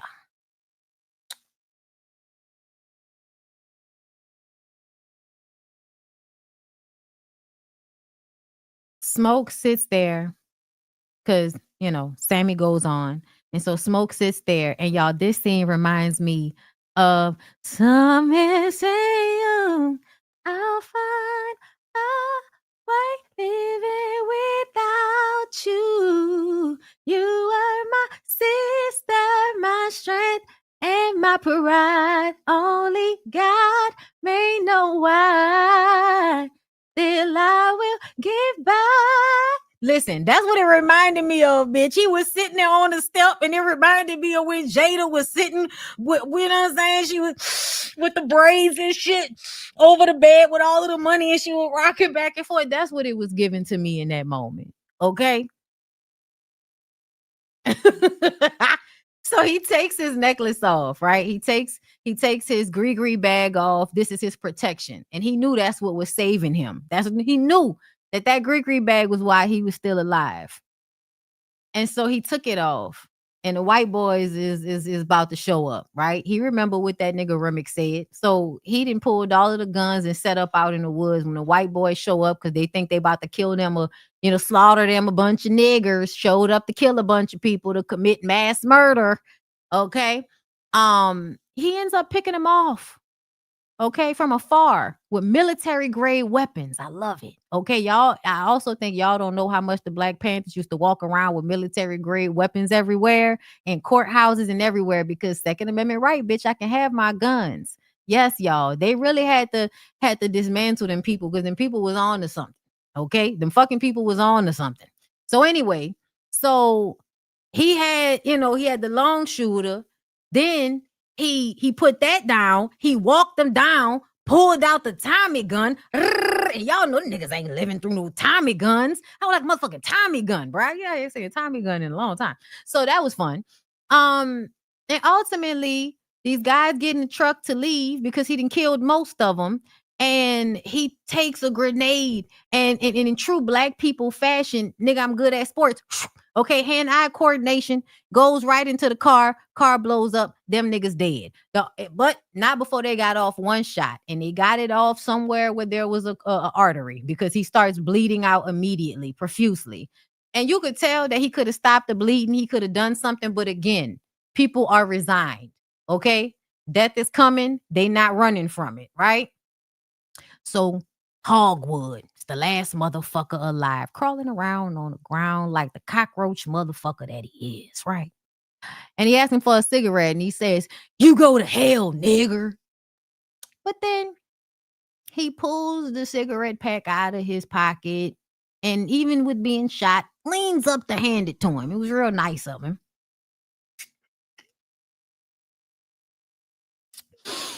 And so, because he's shot, smoke falls. He's on the ground, but he starts hallucinating because he's dying. It's not really hallucinating. And he sees this. He sees Annie holding their baby, dressed in white. And if you know how white at the beginning was being used to show hypocrisy and disassociation, then you'll know that the whiteness in this moment was proving to be the new beginning and the rebirth and all of the good things that the color white is supposed to embody without the grotesque appropriation of the color. Yeah. This is, I believe, what it's supposed to be. And I also feel like it looks like the Madonna and baby Jesus. And there was always a connection between that symbol and the matriarchal religions in what is that? Mesopotamia, and way long time ago and shit, where when women were the gods. A lot of statues and shit depicted this same thing that Christians later turned into the Madonna and Jesus. But it was the goddess, one of the original, monarchs, the goddess, and her son slash partner, which was always in the body of a child to show lesser standing in this spiritual hierarchy. But people don't know, people don't always know that. Okay. But either way, it's shown here. And it's supposed to show, like I said, this ethereal, yes, nurturing mother, God like quality, this creator, but also, provider, right? This provider of a God in this moment, right? And it's such a beautiful, beautiful image. And she says, if you put that cigarette out, then you'll be able to hold her, Elijah. And he puts the cigarette out. But when he does it, Hogwood says, I got money, which is like, money was supposed to get you the fuck out my face last time. And now you want to talk to me about money? Nigga, the fuck out of here with that dumbass shit. Nice nigga dead. And then he gets to take his baby. And, he gets to rejoin the ancestors. Okay, let me see. Was there any other child with so many good images, good visual concepts and shit? Okay, you gotta love it. Okay, you gotta love the visuals. That's what I love about movies. Okay, but yeah, we get that beautiful moment where Smoke and Annie get to go on to glory with the ancestors and not get trapped in hell and their bodies down here like Stack and Mary. What does that say about such interracial relationships? I just don't know. I don't know, but I feel like there's something being said there. What it means to choose a white woman. I'm just saying, I don't know. I don't feel like he was doing it for the same reasons niggas do it these days, but yet and still, something to be said for how that turned out. So we get back to Sammy. He gets back to church, and then again, we're back at the beginning.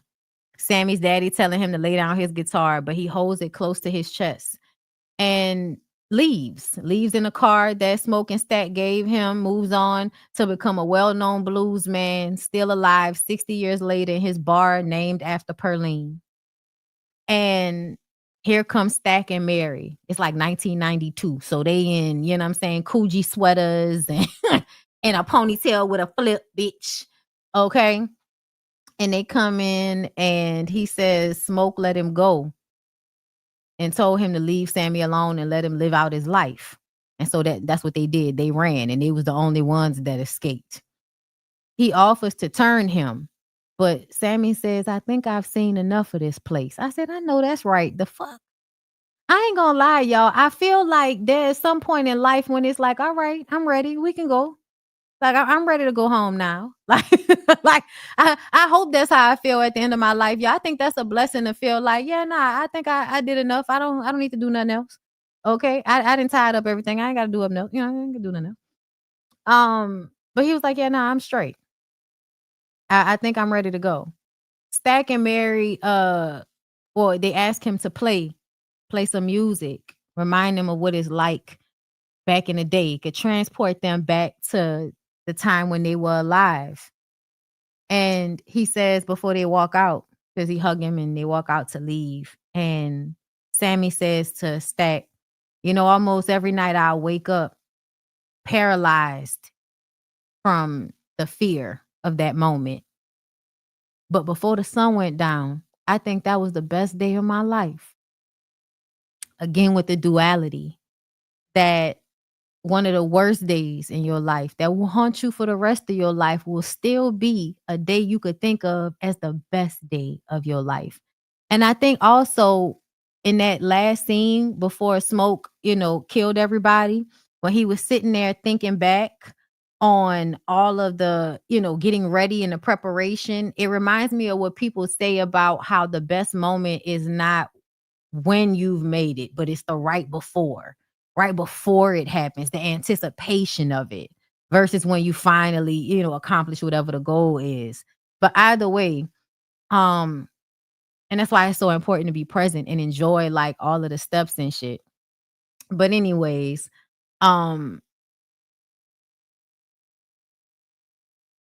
yeah, duality. It was beautiful. It was a beautiful story. And I think that I like being the person that I feel like would choose to die than to sell myself for something cheap. Like in a way, you know what I'm saying? Like, cause I feel like I wouldn't have wanted to be a vampire either. Even though I feel like that shit cool and all of that, but I'm like, yeah, nah. I feel too connected. Take me. Like, listen, I didn't say that shit before. Like, you know how people talk about the end of the world and all of that. And I'm like, listen, take me in the first blast, bitch. I'm not trying to, I'm not trying to wait it out with y'all. Just go ahead and send me on to glory. I'm going up to yonder. Going up to yonder. Oh, yonder. Okay, listen. Nigga said it was the best day for him too. It was the last time he saw the sunrise. Last time he saw his brother. So yeah, y'all. That's all I got. I think it was a long ass live, and I told y'all it would be. But it was a lot to talk about. And there was so many like small moments that I wanted to talk about and dissect with everybody. But the reason why they said it's the most important film of 2025, I believe, is because we're in this very political time. We're in a time of an unveiling. We're in a time of a revealing. What you thought it was, you see that it's not, right? There was a veil that was lifted. People thought we lived in a world where people knew right from wrong, and we were all playing by some of the same rules. And I think Black people in general know that that's not the case, because we have often been punished for doing some of the same shit that we've watched white people do. And that's from childhood, in school, in churches, out in the world, and then in jobs and shit like that. So we always know on some level what it really is. They just coming to the conclusion that this shit as is suspect and bullshitty as it really is. The only thing I'm surprised about is I was like, child, I thought y'all was going to keep the lie alive a little bit longer. I thought y'all was going to keep the lie alive a little bit longer, motherfuckers, but I guess not. But in this revealing time, I think we're thinking about things differently. The way we used to think about whiteness and Blackness. I am no longer attached to the idea of I'm Black, so I need to fight for the identity of being Black. Yes, I am, and I am proud of who I am, but I am also, I believe, native to this land, which is why I only come from one tribe from Africa on my mom's side, because I believe we are more than likely mostly native people. I think that's why I look the way I look and all of that shit. Because my grandmother, my mom's mom, has like the facial features of a native woman, but also of the people from Cameroon that we are from. Right? I gotta holler at my uncle and see what he found out about our line. But anyway, from his end. But anyway, I say all that to say, I think it's important that we recognize what whiteness is.